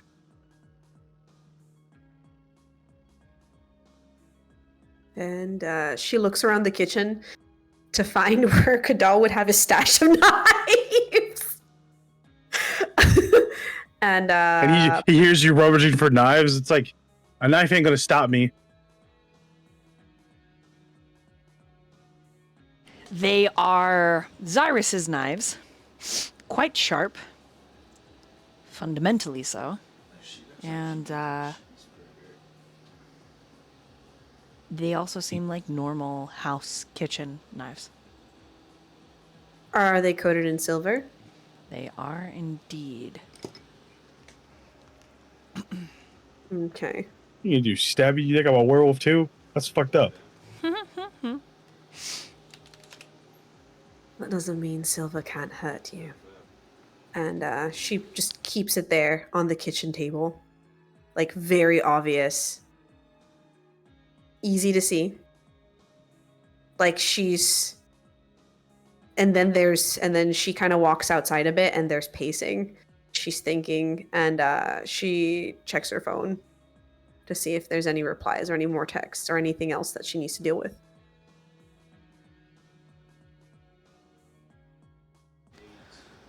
You do have a thumbs up on the text that you sent to Carter. Okay. You can assume that smart sucker is looking into it, especially because his little brother is involved. Yeah, that kind of like makes her a sigh of relief. And that other thing we have talked about, Void, is there any? I think she would have made a message for that, but I don't know if she had time last night or if that had to be done in the morning. So Other thing we discussed, there are many things. Oh shit, we discussed a lot. The Reaper, the golden eye one. Yes. You're gonna need to get any kind of information about that from Kyler's stores, which you could do it secretively, the technology role, like breaking into his computer, or you could ask him. Oh no.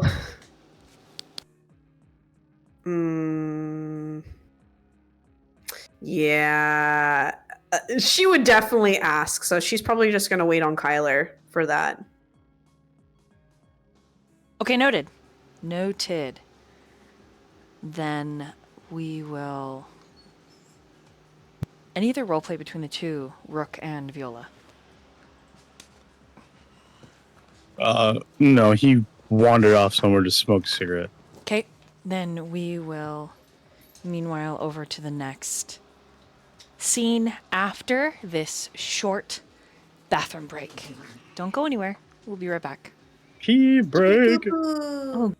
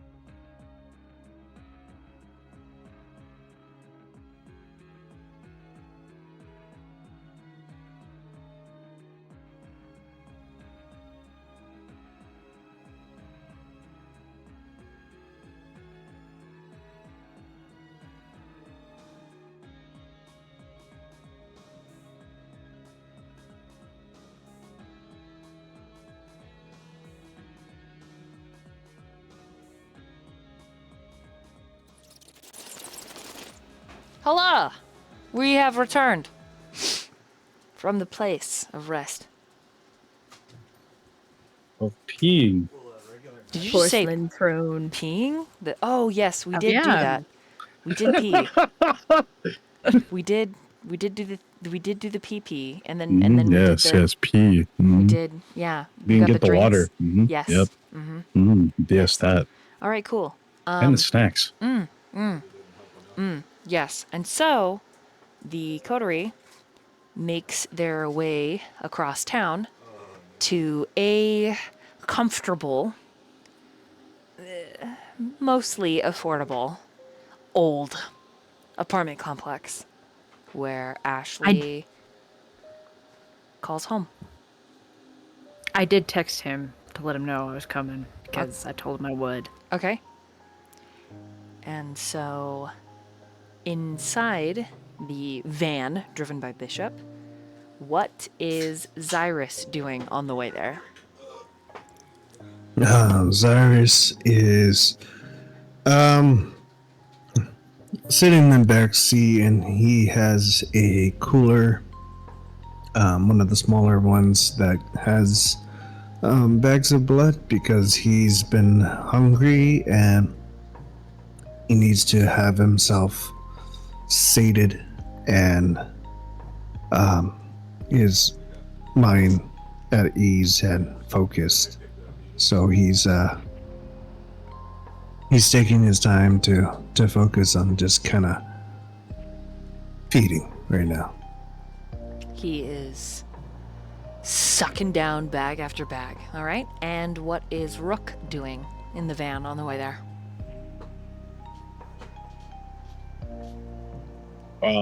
He's got a shotgun with Bishop.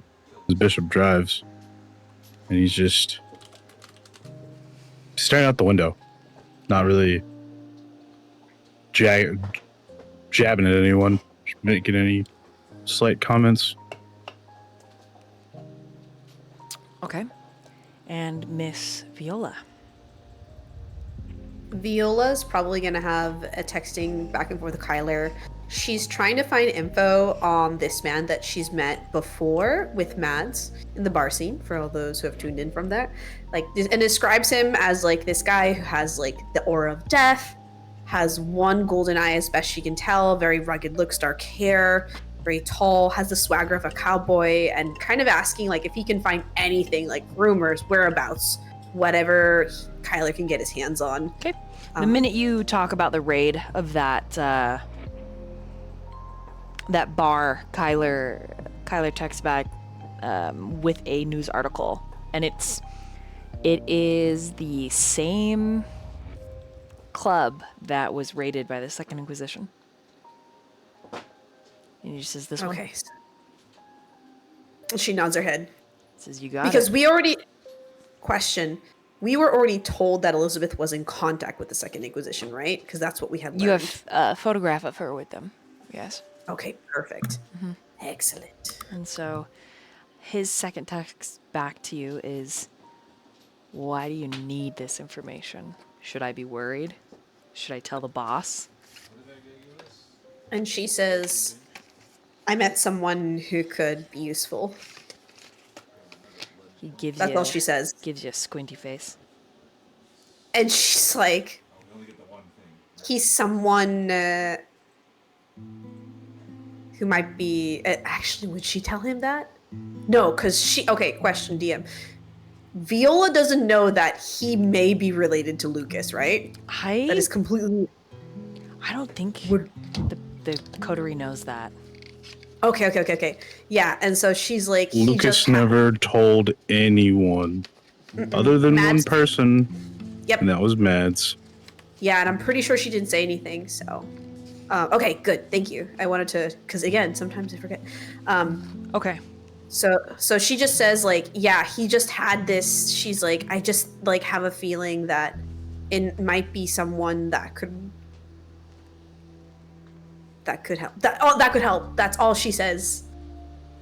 And in a weird way, she does believe it, but not for the reasons that he thinks. He would have to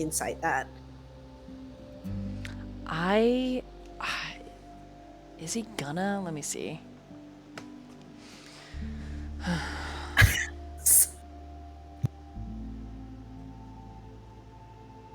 Is he good at this?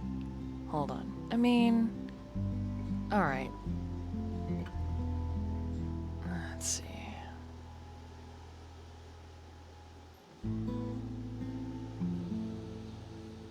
If she has to roll against it, she will. That's 5 sucks. Okay, I'm gonna give it a shot. That would be a subterfuge? Mm-hmm. Manipulation? Charisma, or manipulation subterfuge. Yes. Oh no! We're mad! The machine The gun machine gun's upset! In the backseat of the car. Honestly, for a minute, I thought my roommate's dog got in my room. I only got a 5. You got a 5 as well? Yeah, I got a 5, so. So what does he pick up? He picks up that that he's important to her, and that he is helpful, but there's something more going on. There's definitely, like, it's sussy for sure. Mm-hmm. But she seems really determined to find this person. Okay. He picks up that there's something that possibly happened between them. Ah. Yeah. Okay. He's like, huh.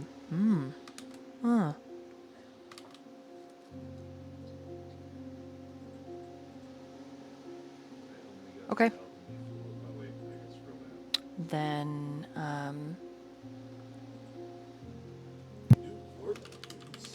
we are going to... He's going to fire that little ditty away, and we're going to meanwhile over to... We get there in Jericho. You step out of the van. You get a thumbs up from your best bud. You got this.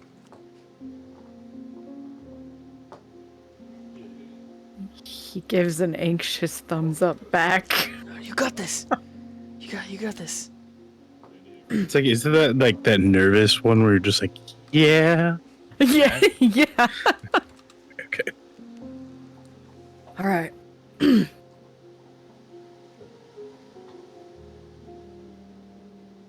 He just goes. He doesn't say anything else to the car.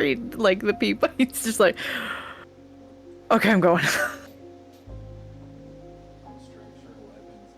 Viola just nods. Like, oof, love is rough, man.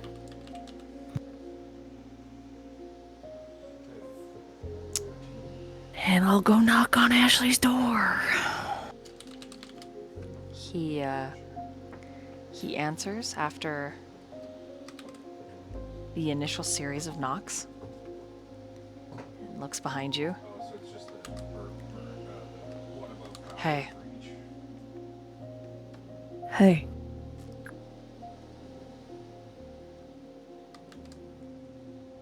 And then he steps aside and let you in. Okay, he'll move in.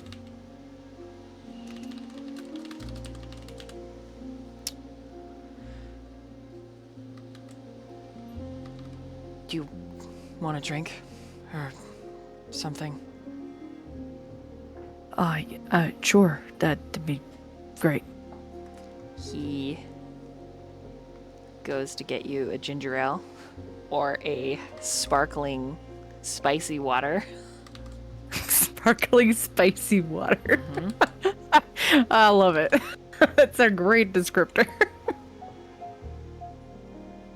I mean, yeah, he'll take it because he can eat and drink like anyone else.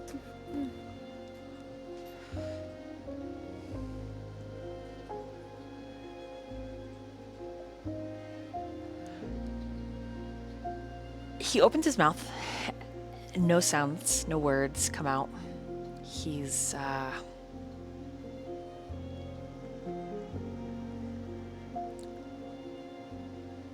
really unsure.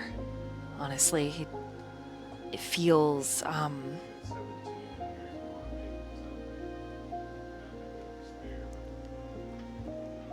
It feels like he's mulling something over, chewing on it, deciding how to say what's on his mind.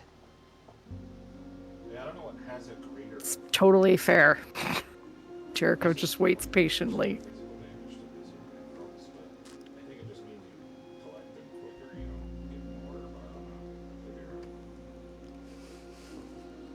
Gets himself a drink. And he hasn't sat yet. He's still standing. He's got like a little shawl-like blanket around his shoulders.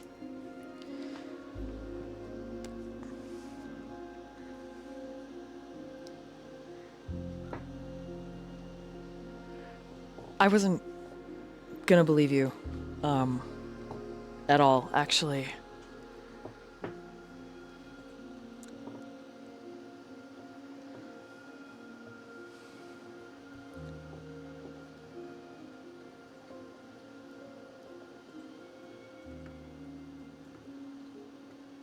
Okay.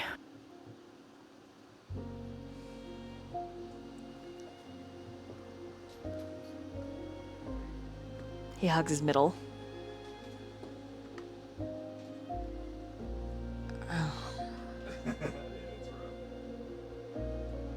And you can tell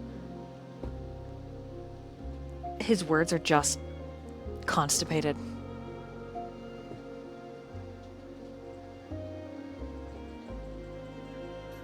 Like smoke in his throat, refusing to rise.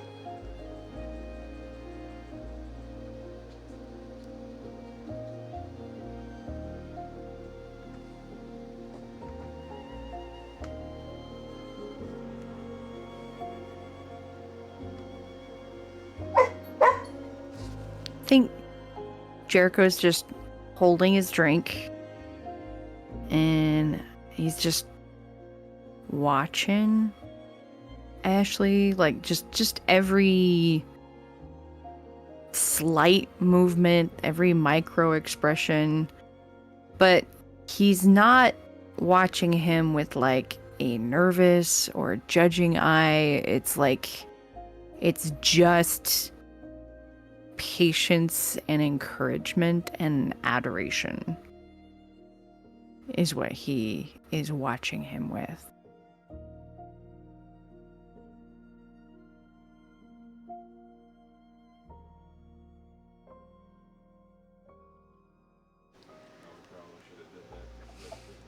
Maybe it was bad to have you come over here and try to... This is ridiculous.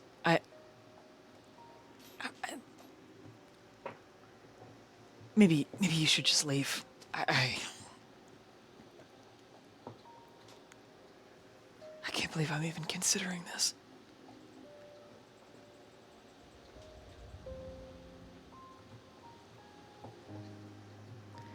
And he moves off to his kitchen, out of sight.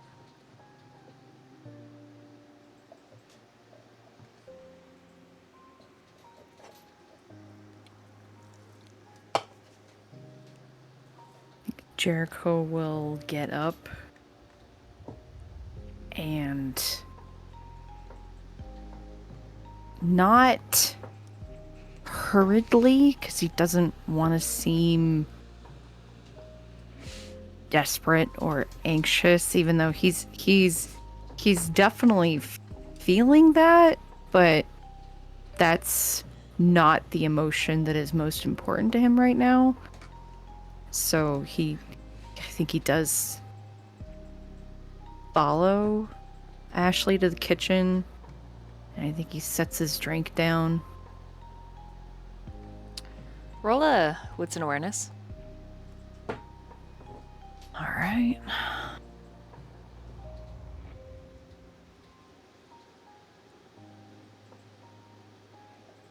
That's a 3.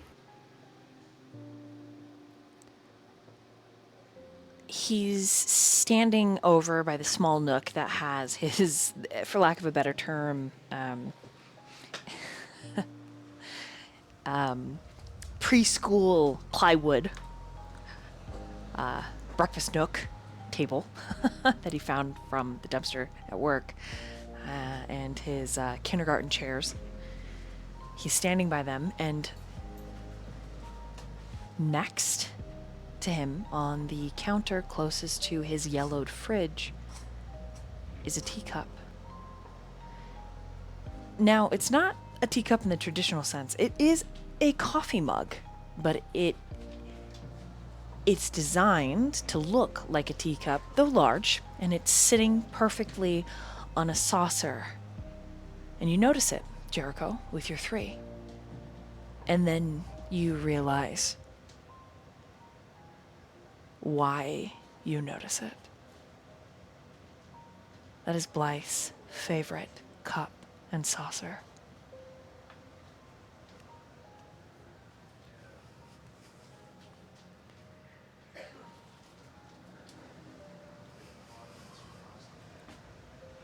I think when he moves into the room, puts his drink down, he goes to say something, but when he notices that,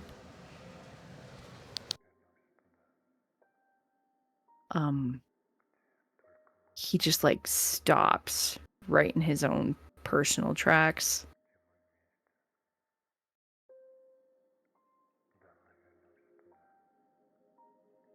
And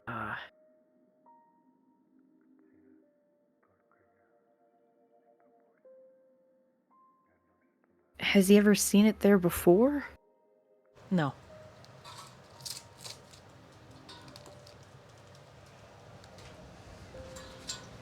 He has not.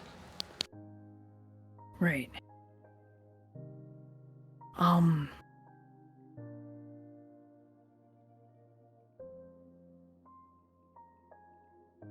He is going to gesture at it and say that one's new.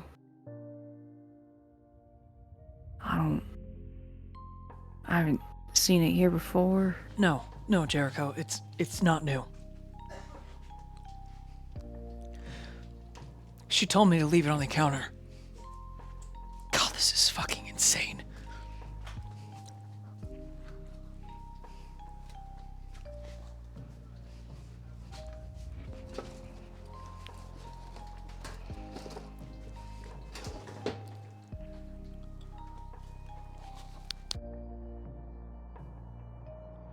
I promise that whatever you are thinking about saying is not going to sound insane to me.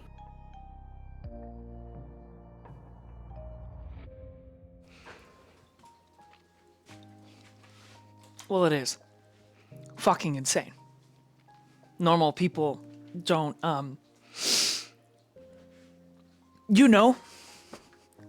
this cup? I do. He nods and sucks on his teeth for a second. Yeah, okay. He paces in a tight circle. Rubs his eyes.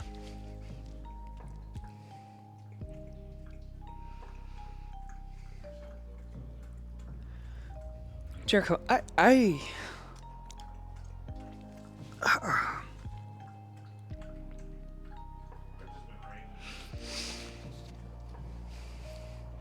And again, his words are caught like smoke.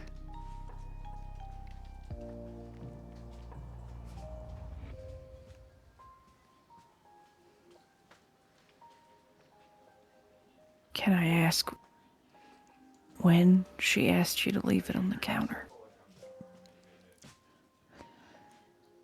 This morning when I was brushing my teeth.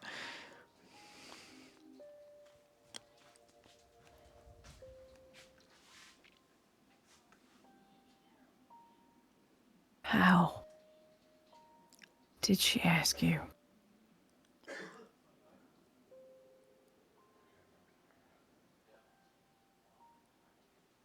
It's like deja vu. Like,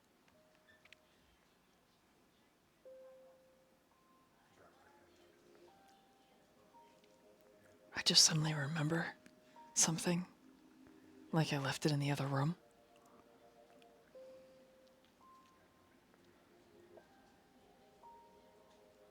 usually it's in a dream.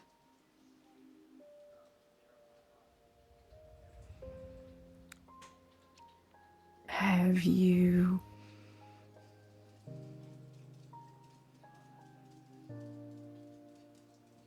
I mean, have you had these deja vu instances with her more than once? Yeah.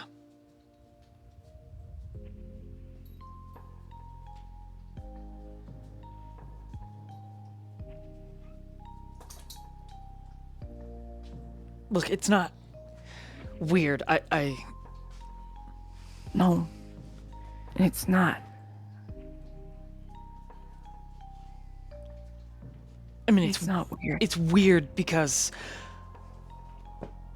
it's fucking weird. It's fucking weird, Jericho, because I hired her to read my cards, and she got things right, and then I just thought it was internal self-talk. I thought it was just self-talk. I thought it was just the voice inside your head that's like the little Jiminy Cricket, right? And I'm a little bit of a feminine guy, so I thought, okay, great. My voice sounds like the fortune teller I hired 2 years ago to tell me what the fuck about my life. And your friends outside in the van, are they the gang that you run with? You fang with? Your fang gang? Is that what you guys are? This is fucking crazy, Jericho. I sound like a schizophrenic. I sound like I'm having a psychotic breakdown.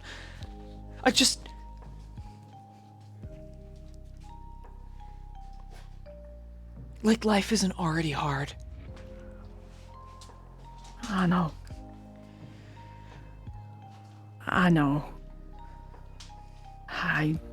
There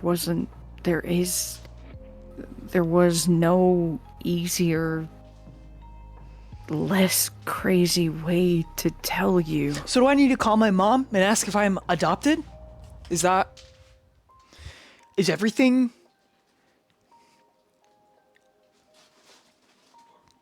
What am I? Jericho? What am I? Jericho's gonna take a risk and gently try and step into his space. He flinches a little, but he doesn't move back.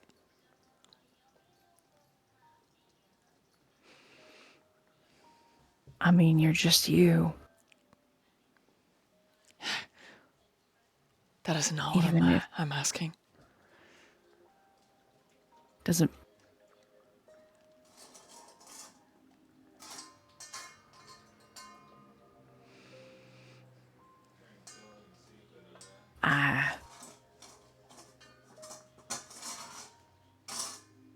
I have my suspicions of what you might be, but that doesn't change who you are as a person. You're still you, even if you're not quote unquote normal. Doesn't change the fact that you're a living person that still has a life.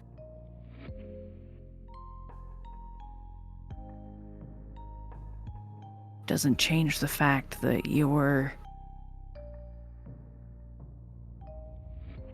just you. I'm not real good with words. Ash, you know that, but no matter what you are, you're still the same at your core. I don't want any of this. I didn't want it either.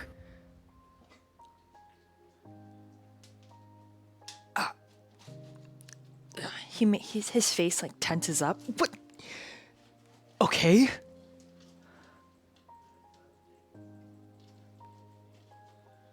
Look, I'm sorry that I have complicated your life further.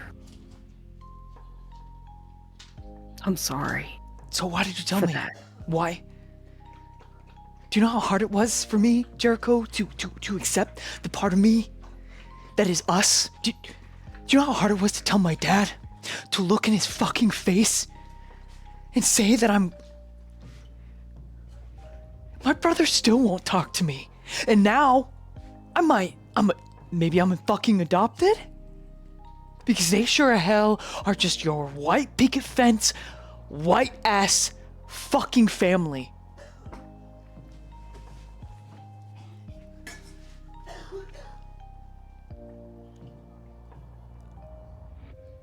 Why I'm did not you tell me? telling you. Why? Can you explain? Tell me why. Why did I have to know? You said something yesterday, I cut you off. Why did I have to know? Well, the first reason I wanted you to know is because you might be in danger over it, and I thought... He moves away from you and paces.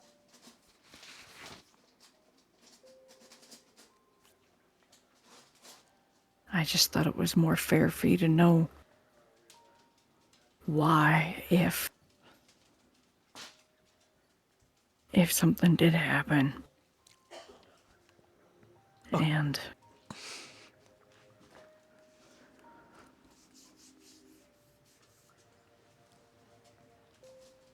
I'm sorry. Stop being sorry, Jericho. Just give me information. Just fucking tell me.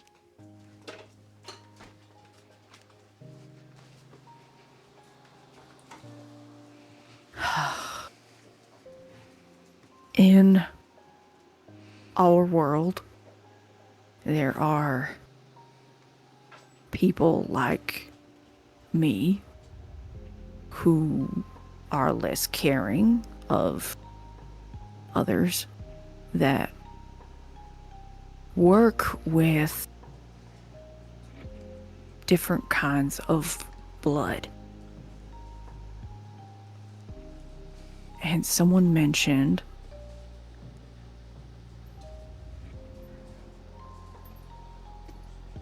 a fae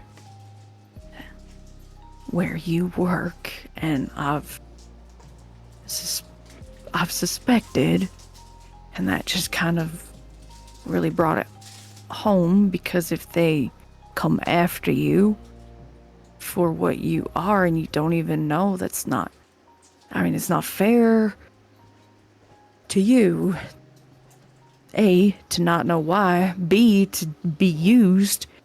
And if you know, then you might at least be on your guard. If it were up to me, I would do everything in my power to just be able to watch and make sure that nothing happened to you, but the other shit I'm doing is real important as far as the whole city's concerned. But I do Explain it to me. Explain it to me so I don't feel like a goddamn psychopath. I'm trying.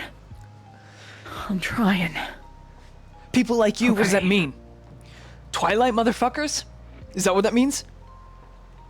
And they want me I'm for a what? thin- What? They want me for my blood? Is that what you're saying? Yes. Holy fuck. They barter in blood like mortals barter in drugs. They use blood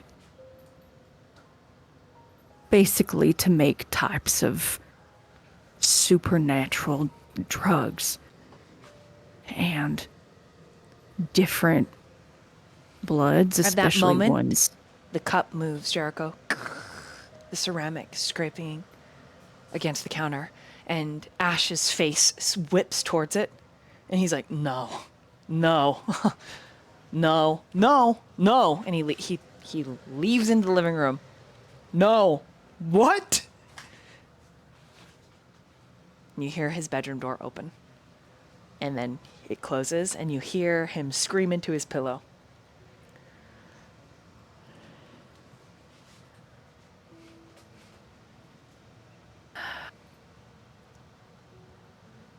He's gonna go over to the cup.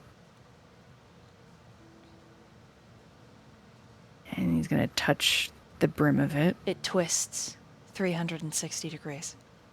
All the way around, scraping against the saucer.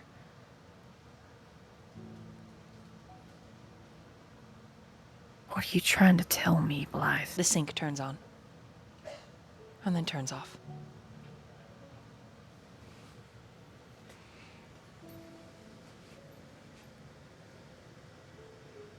Do you look towards the sink? Yeah. You see that there are those old letter magnets on his yellow fridge. Okay. And it's I go to the fridge.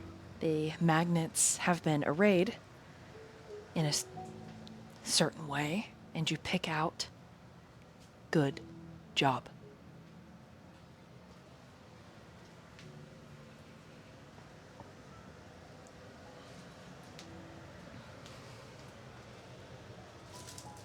There's like a small smile, but it's almost like he says, "I don't feel like I did a good job, but thanks."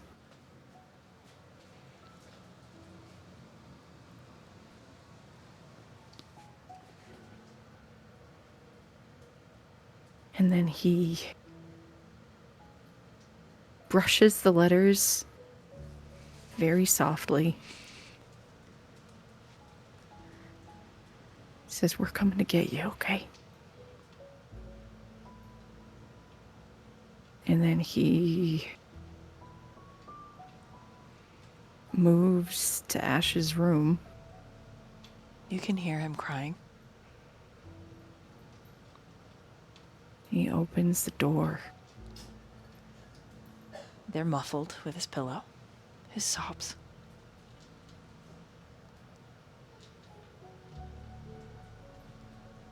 And he knows people downstairs are waiting for him, but he can't just leave him like this. So he's like wearing a bag, he takes it off, softly drops it down on the floor. And he's gonna go out on a limb. And he's just gonna move to Ash. And he's gonna try and hold him.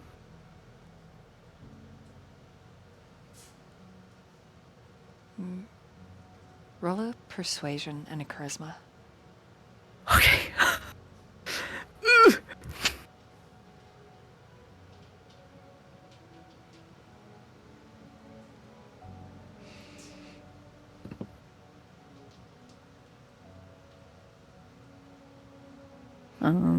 I will go ahead and use a willpower to roll my black dice. Okay. That gives me a 4. Okay. He leans into you. He lets you hold him. Wraps his arms around your waist. Gets real close. And for a moment, there's relief that he's so close. And he says into the crook of your neck, Jericho, "I'm scared."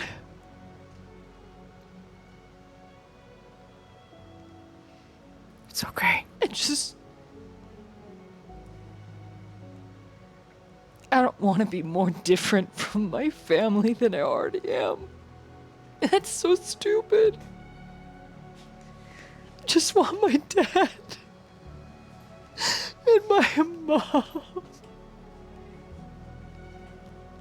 I just want him to be my family. I don't know what to do. He's gonna brush his hair softly and say, They are, Ash." Not if I'm different. Not if I'm some schizophrenic freak. Did you know that as a kid? Jericho as a kid there. I had an imaginary friend. And they...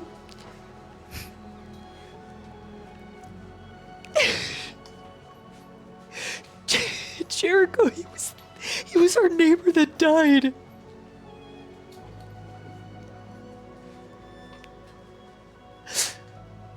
I don't want it to be real.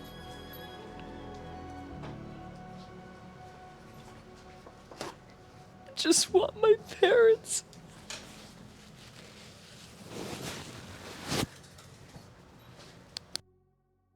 No matter what, Ash,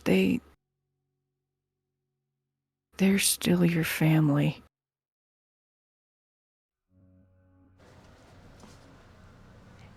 And he sobs. He sobs into your chest, Jericho.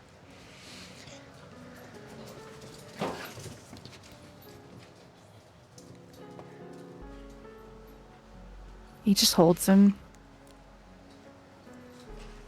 brushes his hair. He says, it's gonna be okay. It's gonna be okay.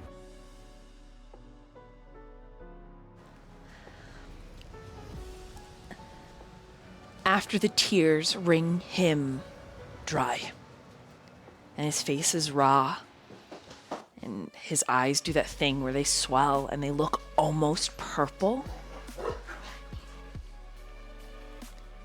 he cups your face and he brushes your hair back. I'm sorry. I'm such an asshole. I'm just so fucking scared.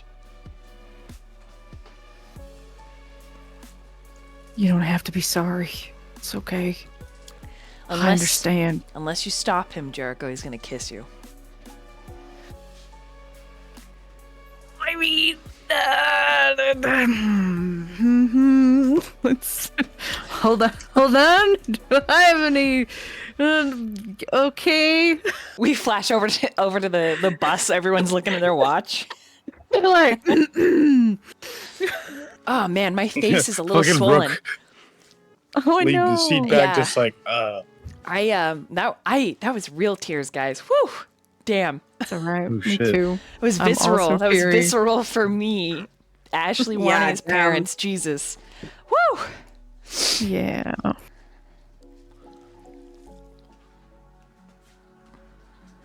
Yeah, I don't think he could leave right now if he like he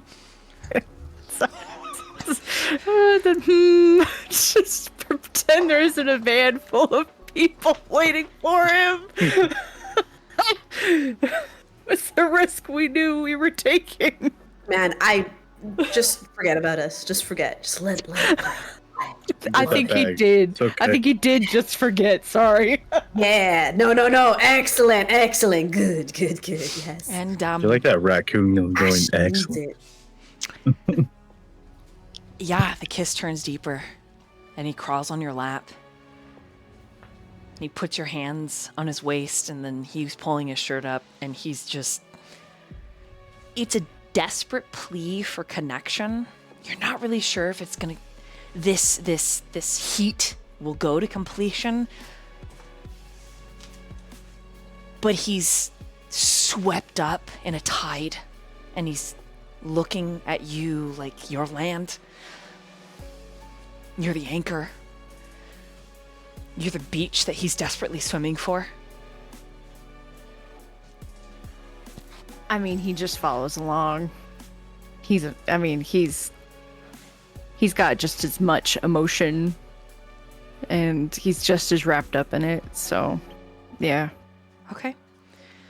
Yeah. Your lips are sore and swollen and bitten, and he leaves a hickey on your throat just from the intense emotions.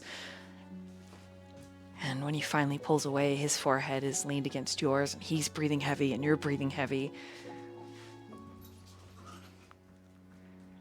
I'm sorry. I didn't mean to be an asshole.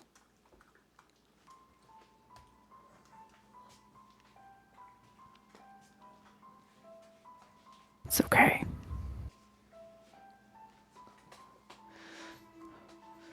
Jericho, It's all right. Please don't break up with me.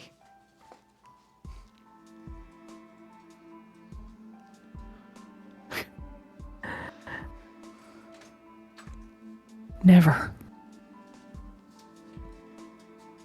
You're stuck with me as long as you'll have me.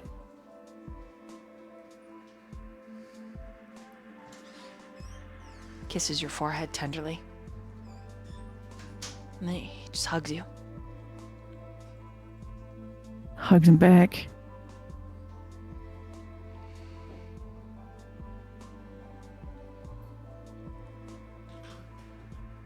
I was prepared to lose you when I told you. But I'm so grateful that you didn't push me away. 'Cause I would have never been the same. And I don't think I would have ever found someone else like you. So thank you. Squeezes you tighter. And then, slowly, he detaches himself from you, stands, grabs his shirt, pulls it on. And as he turns away from you, you can see that tattoo that he got, that he said he was inspired to get. It starts at the base of his skull and trails the entire length of his back. This set of fairy wings seems to shimmer in the dim light. Mm-hmm. Doesn't seem to bother him. Doesn't seem to have any response. Pulls his shirt on, but you see it. You sense it. Co-host, getting a little rowdy. Just a little bit.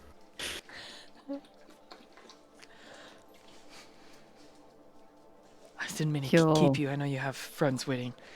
I just... Shakes his head.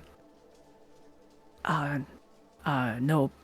Is there no apology needed. Anything I need to know? Like, is there... If I'm in danger... He shrugs. I don't know what to do.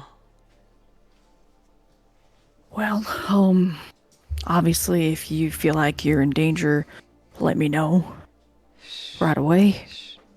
And then he's gonna, out of his bag that he left on the floor, he's gonna pull out a pen from the hospital. Like, you know, one of those like massively made Xirus' pens hospital? for businesses. Yeah. Okay. Yeah.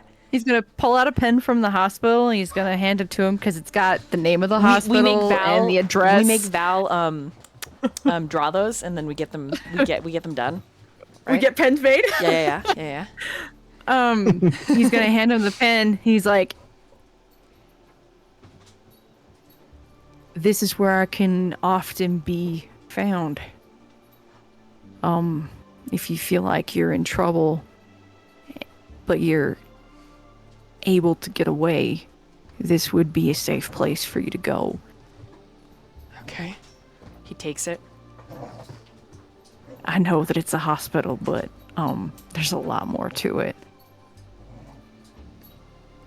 But you let me know, and you go here, or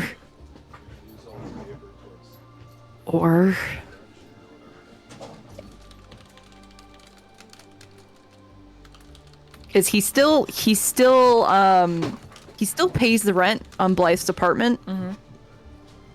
He says, or you go to where you got your cards read.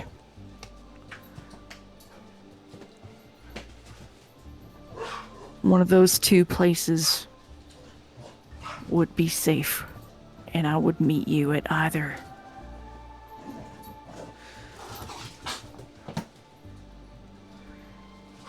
He just nods. Says the spare key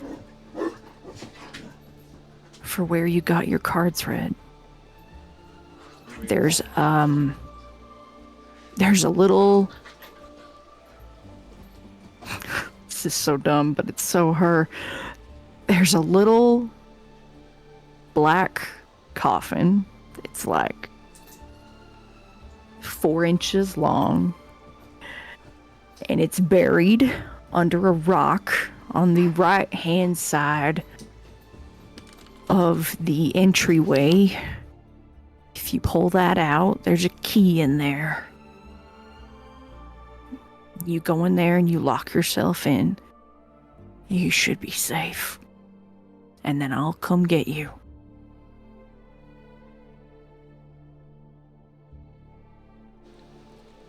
He nods. Okay.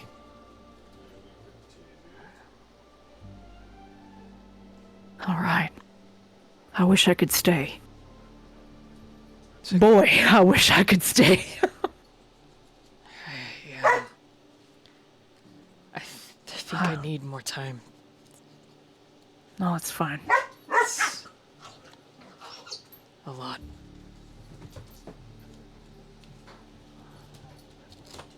But you... Even if it takes me a little bit to get back to you because I'm doing shit. You know, I'm always just a text or call away.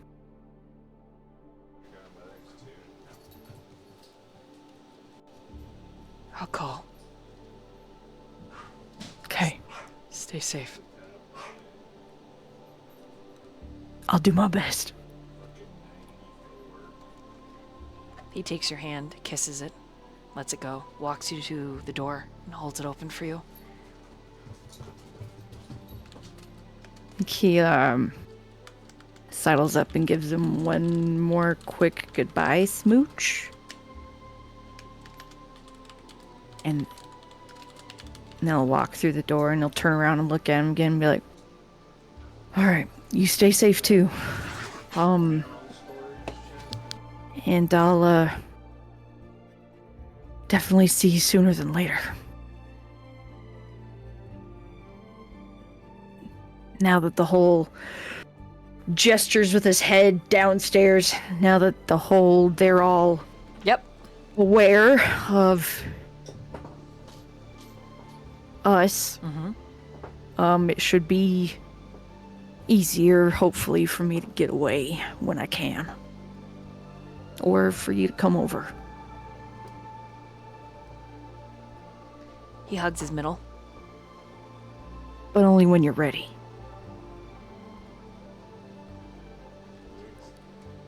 I like it here. It's shitty, but it's mine. It's cozy. Pats the door. All right. I gotta go. Be safe. I will. And I love you. he blushes a little.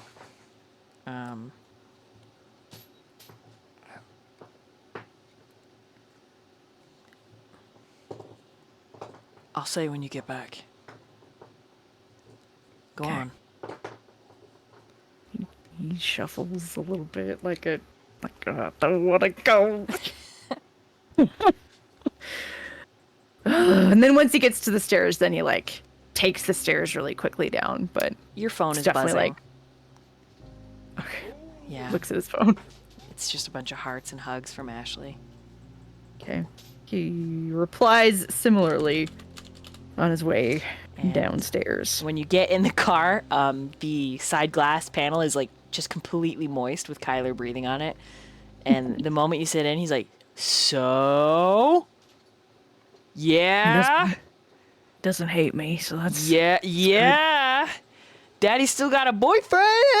And he like holds his hand up high. High five. Give him a high five. Nice. Hell yeah. You were in there a long time. He sniffs you. Why you? Rook's like, why are you sniffing him? What do you mean? That's weird. It's weird. I'm an apex predator now, babe. Means I got a good sniffy whiffler. Viola just kind of like looks relieved. I think Rook's this like, little dog. cigarette? I think this little dog's got to take a piss, and it's really hyper. It's just been running laps over Xirus. Sorry, boss. Please control him. I'm doing my best, but I think the palm has... The machine gun, sorry, has growing brain cells still. My bad.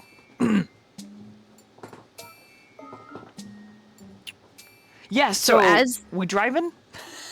Yes, I imagine Bishop doesn't wait as soon as I get in the car. Like I No. imagine we're going. Yeah, he doesn't wait. So interesting thing.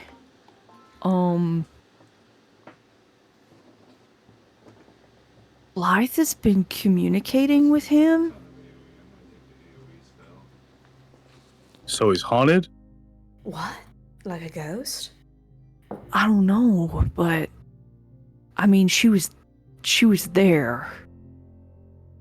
She definitely was communicating with me,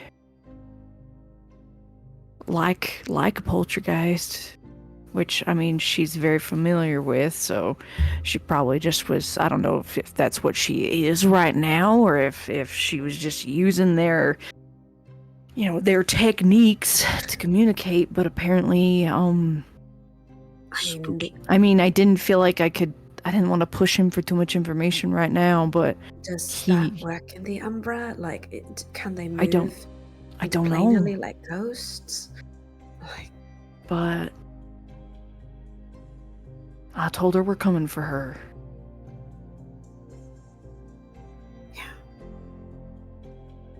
I'm gonna get back, Jericho. I'm gonna get back real soon. Promise. Sorry it took so long, guys. Jericho, there's going to be a life beyond this crisis. And That's what I'm working towards. Exactly. And someday, he'll be your home. And you get to come back to that every day. Promise. And it's like she looks off, kind of nods and then looks out the window as if she's thinking about something.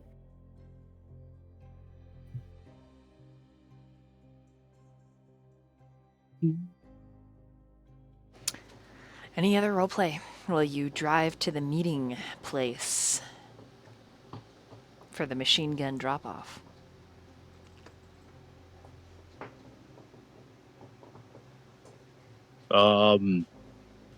No, not really.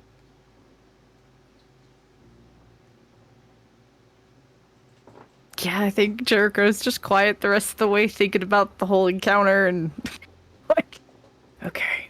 Now he's like trying to refocus because he promised Xirus that once he got that conversation out of the way, he'd be more focused on the job. I mean, you So also he's- get a text message like Ash is like, I haven't slept in 48 hours. I'm gonna lock my doors and go to God. bed. Yeah. Okay, He's yeah, he's- just been stressed yes. about this. Please Holy sleep. shit. Yeah, That's he did- fucking relatable. Yeah, Good lord. He definitely texts back, "Oh God, please sleep." Yeah, so his text messages dry up after that big cry and Right. everything. It just, yeah,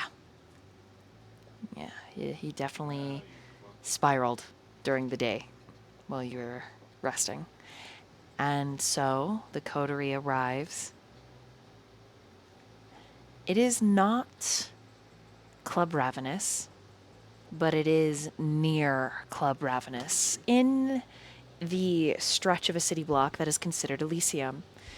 This particular business that functions during the day as a dry cleaner with a Siam Sup, a Thai food restaurant above it, is owned by Alistair, and you are meeting in the Thai food restaurant. Oh, Do you nice. I all- love Thai food. Do you all get out of the car and go together? That's a good question. I think Jericho actually turned to Xirus. So, how do you want to go about this? You want like half of us to be in here for backup, or are we all going in like the crew that we are? How you want to handle that, boss? Well, I have not gotten any message back yet from, my friend with all the names. I can never keep track of his names.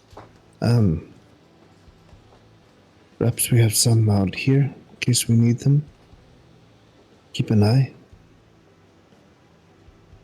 So I don't get to threaten him? Would you like to come with me then? Would I ever? Very well. Okay, so Xirus and Rook are headed inside. Viola and Jericho staying outside. That probably sounds good. I And then- recommend one, I'm Jericho or Viola going inside, by the way. Oh, well, then Jericho will go inside then, because Xirus had expressed having a couple others there. Yeah, Viola's gonna be on the outside, just kind Don't of. worry, Bishop could babysit Viola. And It's Kyler's out there. I mean, Kyler's here Hey, too. Kyler, dual babysittership. It's cool. Yeah. Yeah, she doesn't like staying in the car, so she's definitely like outside the car, just like looking at the joint. Okay. Alistair is elated. The moment you make your appearance coming around the corner and the alive fish tank, he lets out a little squee and says, "My machine gun!" I knew you would be able to make good on your promise. Xirus Fletcher, do I owe you allegiance or do I owe you allegiance, my little cherry come to daddy? And the dog is like, bark. Well, that is something we should, have a discussion about, yes? Right. You don't want to sit down and swap some pleasantries or right to business then? Does that turn you back to some other kind of blood? Well, if we shall. By all means, take a load off. Yeah, Rook, take a load off. Jericho, nice to see you. Take a load off. Come on, Cherry. Daddy is gonna examine you for any wounds. And he gives her a kiss on the face. Mwah! My little tiny princess baby. Mwah! Who is my baby princess tiny Cherry? Mwah! Ah, little perfect baby machine gun. Daddy loves you. Rook just stares at him. Just like cigarette still in his mouth, not lit, like.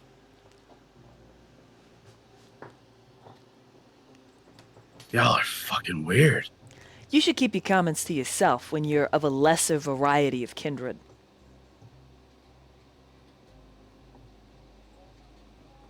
Rook just cuts a glance at Xirus for a moment. At the comment. Alistair lifts his That eyebrows. knocks me. Also looks at Xirus. I'm sorry. And then he cuts the look at it and just like.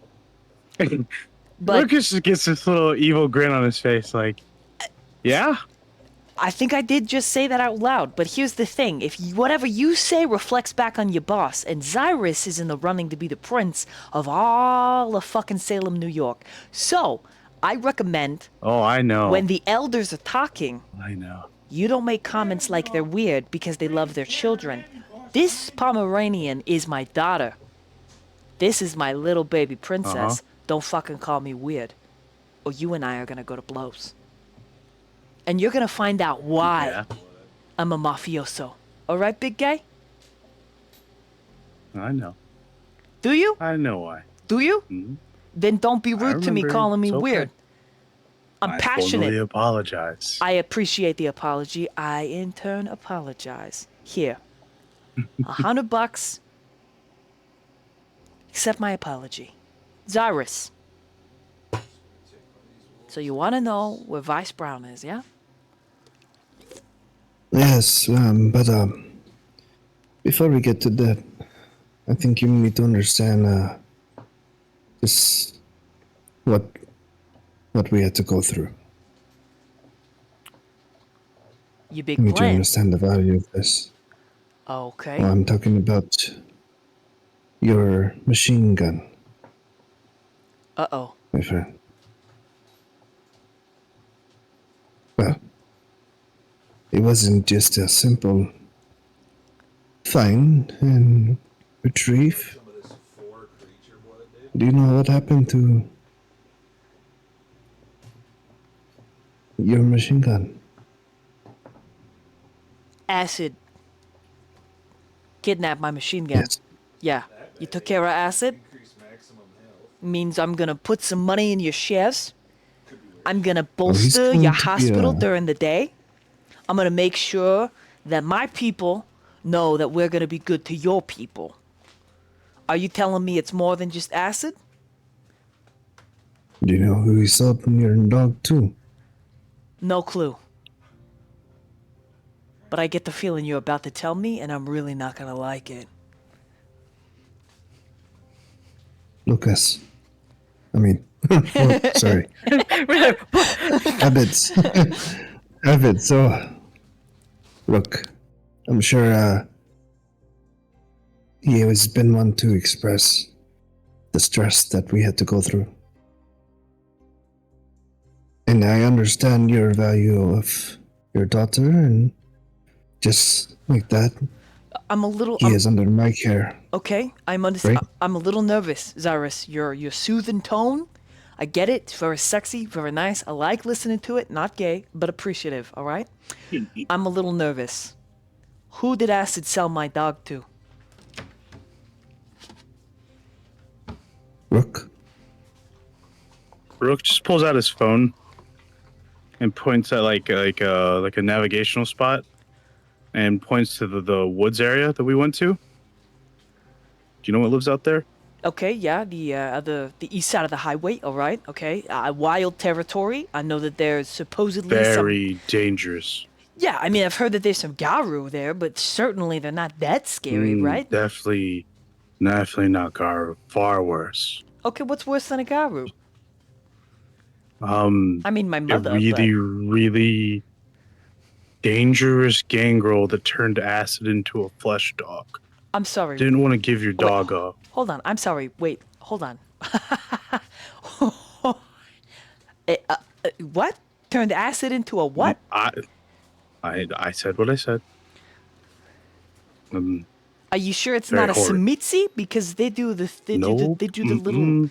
There's not a As he breathed, the woods breathed with him. I don't think I'm He was in following control of He was in control of everything. you. The Gangrel or Acid? Yes. The Gangrel. What are you trying to tell me? What's this Gangrel's name? Did he give us a name? I don't remember him giving us a name. Natalie, know his name.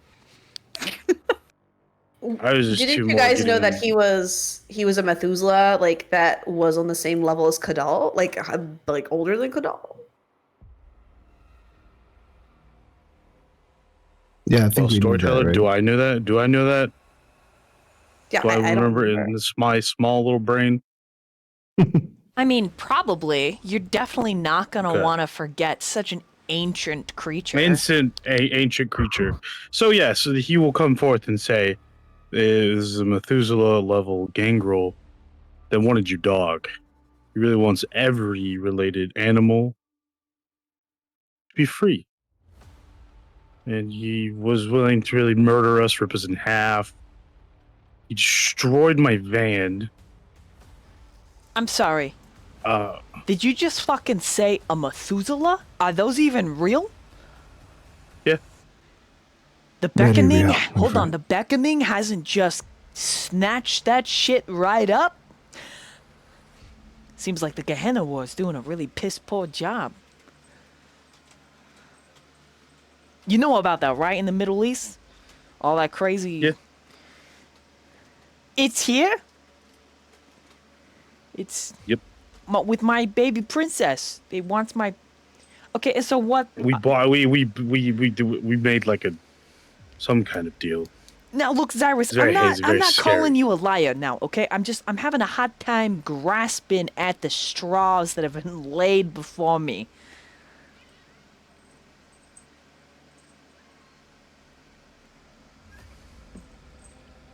I don't know what else to tell you, my friend. He kind of leans back. It was not easy. I We imagine. are lucky to have God, gotten out of there look, together. I am so grateful that you got my baby back for that, but bye. It's gonna be May. I just don't know what to say. Thank you? God, I feel like I owe you some kind of boon. I don't even know what would be worth a Methuselah. I think for a run, I need you to understand. You will not threaten to go to Elizabeth again. Yeah, that's sorry about that. I got a little frenzied, you know. I got a little stressy wessy. In the heat of passion, as you said. Yeah, there was a lot of that. I could give you a couple $100 as thank you, but I feel like that's just not gonna cut it. All right, so okay, I'm not gonna. I won't side with Elizabeth. Okay, all right, done. All right.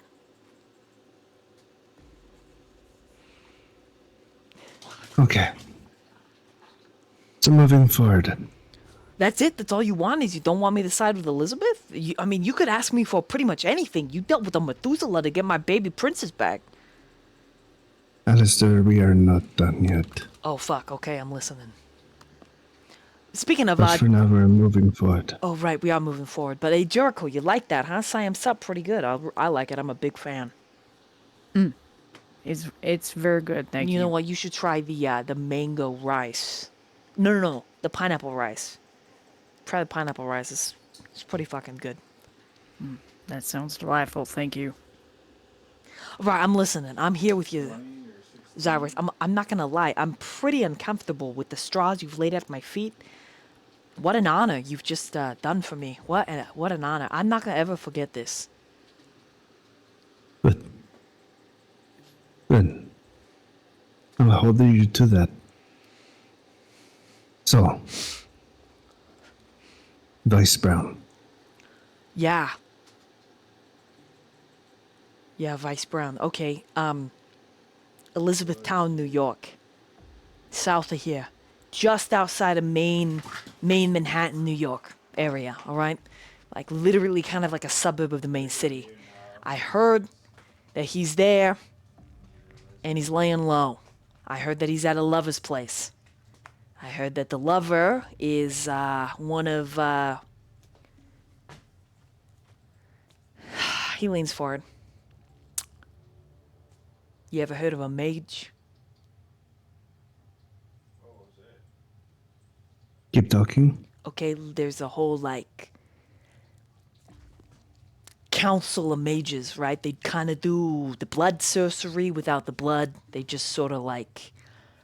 Apparently they work pretty close with, you know, your clan, Xirus, the Tremere. They trade secrets and stuff, like textiles and whatnot. Anyways, I guess Vice Brown was kind of into this fella, and they just sort of fell in together, and the guy's got a big old nice brownstone in Elizabethtown. The information wasn't easy to come by. I mean, I had to murder a couple people so it didn't get to Elizabeth, you know what I'm saying? But I'm happy to do that. The murdering, definitely worth it for you going up against a Methuselah. For my baby, my little daddy's baby little machine gun. God, I am so... Thank you. The gratitude I feel right now. Overwhelming. I understand, you know, what she means to you. Yeah, I mean, she's my little baby princess daughter. They're all my babies. I birthed them from my body. He kind of has this momentary look of, huh? But Yeah. Rook's like, huh? Like, what the fuck, Alistair, really? And he's like, yeah, I did. I gave birth. I was in labor for 18 hours. Regardless. Okay, I'm still listening. So that's I can give you the address. I'll send it to you right now of the brownstone. But you see, I did a little bit more research, and this mage. Okay, I gotta be honest. The mage, I couldn't. He zeroed out, right? He doesn't have an ID like a regular person. Okay, he's got like, I mean, the name on it. The name. It. He thinks. There's a couple of them, right? I'm just gonna send it all to you. All the aliases that I found, and they're all obviously pretty very fake. A mask. Oh, yeah, for sure a mask. I guess kind of like what we do. Yeah. I mean, I think the picture's him, older gentleman, definitely pretty, Vice's type. Human, also his type, you know? I just... But I don't get why he would run away. Especially with all this happening and his daughter and everything. It doesn't make any sense. But that's the information I found. I sent some people to verify, but they're not going to get back to me probably until tomorrow at the Masquerade. So, I mean, I could tell you at the Masquerade, they should be back. I mean, maybe tonight they'll tell me and I'll give you a call. But I did send a contingency of my guys to go verify because I didn't really want to waste your time, but, you know. do you have my number? I certainly do. I'm, speaking of, what colors are you wearing to the Masquerade, Xirus? Usual red and black? Or, you gonna branch out? I'm thinking of adding a bit of gold. Gold, alright. Any kind of, like, images? You know, like a lion, or like a bat, a cougar, something like that? You got any old heraldry? You gonna be I'll sporting? be sending you an image. Yes? Perfect. Alright, I'll take it. You got me in your basket. You can count on my eggs. Good. Because we're not done with it. Thank you, Alistair. No. Xirus, thank you. You saved my little baby princess, and I'm not gonna forget this anytime soon. If ever. Good. I'll count on it. As I said, he will stand up and adjust his coat. He stands up and he buttons, his suit that fits him well, and he reaches his hand across the table to shake yours. And he shakes his. Thank you, Xirus. Sorry for insulting your bodyguard there for a minute. I'm passionate, we're passionate people. I understand. Okay. Anyways, I got some pineapple rice for you guys to go. Jericho, you'll love this shit. You can pick it up thank you. over there by the... Yeah, you have a good night now. And then you hear, as everyone's going to leave, you hear Alistair say, "Oh my god, my baby princess, you almost died. You could have been flesh. Daddy is never gonna lose you again. He's gonna track down all the Thin Bloods, except for Jericho, because Jericho's the only good guy. But he's gonna kill everybody else for you, because Daddy loves his little baby princess so much. Everybody else, though, we're gonna give them this as a meatsies, and they're gonna be Daddy's fucking toilets. Can't wait." And that's where we're gonna end tonight. Perfect. Goddamn. Jericho's That's like, excellent. I love it. Jericho's thinking to himself, "No, I know a couple of Thin Bloods that are okay. They're my friends. Please don't turn them into flesh toilets." Right? Oh. Hey, good dog. Hi, Good game, everyone. Yay! Hi. That That was I fun. apologize. I had to go deal with my love life. I'm so sorry. No, I loved every moment of it, and I was literally just like, "Don't worry about it." I literally had like my drink. I was like, that part, and I was like, "Bruh, I have a brother. I have a younger brother, and it fucking kills me." Just my emotions. Ugh. Yeah, good game. Yay, we played Salem. Let's I know, go. right? I'm so excited. Yay! And hopefully we'll get to play more Salem sometime. That would be great. Who knows?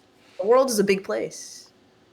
But I know we will. We will always get back to Salem, guys. So stay tuned. Hey, take this time to catch up with the YouTubes. That's right.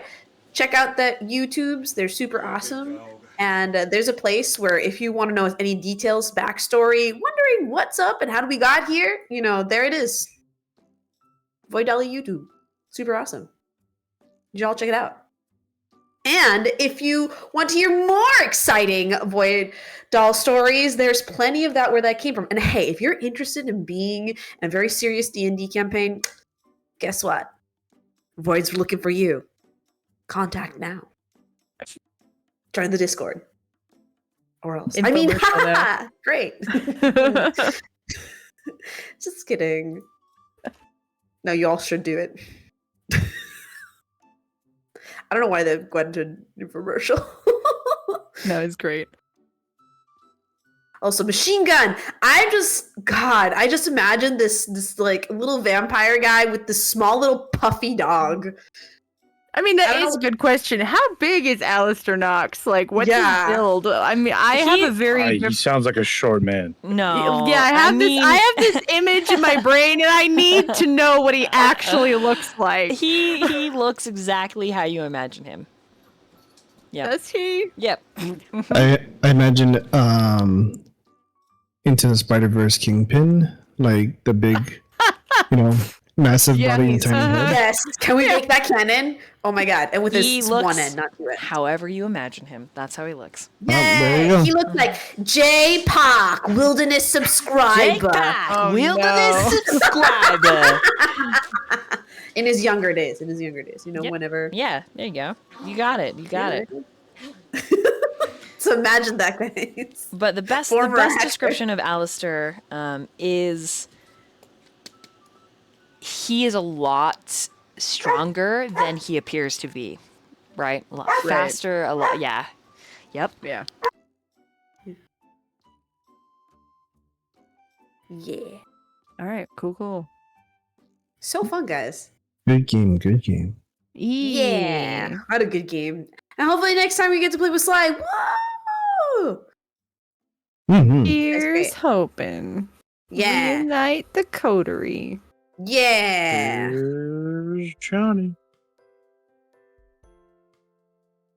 Yeah, I'm excited to say. But yeah, tune in. Maybe we'll get a little vignette with Marquis. Who knows? Whoa. Sky's the limit with TTRPGs, y'all. Very awake for it to be 1:20-30 in the morning. Dude, I'm a night owl. I'm a night owl. It's a curse. Like I adjusted, had no jet lag whatsoever. I adjusted, and I'm like, crap. I'm a night owl. This sucks. And now I'm awake. Yeah, we got the fist. God fist. Good times. That was yesterday. But yeah, guys. It's true. Tuesday we do get more Strixhaven. 100%. Play my baby boy August. August is great. Oh, thanks. Oh. Where do we get to watch Strixhaven, guys? Over on Striker Sly's channel. Wow. Most of the time. Wow. On occasion, IRL crap happens and it's over here on Dolly's channel, but it's generally over on Striker Sly's channel. Wow. Don't miss out. It's a good time. What else is going on this week that we should totally talk about? That's a good Unclaimed question. Night Saturday here will be continuing. Friday is Whispering Pantheon. Yes. Monday I've got a Discord game, Stormstalker. Tuesday I have Strixhaven. Wednesday I've got some IRL responsibilities. Thursday I have a potential IRL game. Friday I have a streamed game, Whispering Pantheon. Saturday I have some session zeros and Unclaimed Nights in the evening, which will be streamed here. You'll want to check those out. Yeah, I am currently looking for a player, !Discord, to hop into the void to check out the information involved in that. I'm looking for a reliable player who is willing to help be a shepherd to newer players playing D&D 5e. It is a high fantasy, epic, gritty adventure. That being said, I look forward to submissions and interest. I'm going to leave it open for a little while, and then I'll conduct some a slight interview back and forth. I'll ask questions, you'll ask questions, and then we'll go from there. That being said, we may or may not get a small vignette with Marquis. I will check with Miss Striker Sly and we'll figure it out from there, seeing what we feel like we can do. But stay tuned for more neat and interesting Salem by Night. God, this has been really fun. I feel like each episode in season 2 has been, at least recently for me, it's been like very productive. It feels very productive. It's like we did things. Well, we are making it's crazy because compared to how we started with season 1, with how we kind of hit the ground running with season 2. Yeah. Every time we've done something super important. Mm-hmm.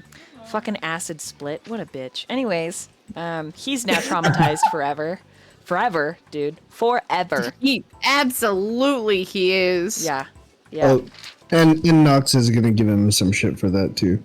Oh, for sure. Nox is gonna be like, so I heard you fucking got turned into a toilet seat. That's what I'm gonna do to all the thin bloods that are your friends. I'm gonna give you a new meaning for the word power of flesh and quivering flesh, because you're gonna be my shitter. Yay! So anyways, yeah.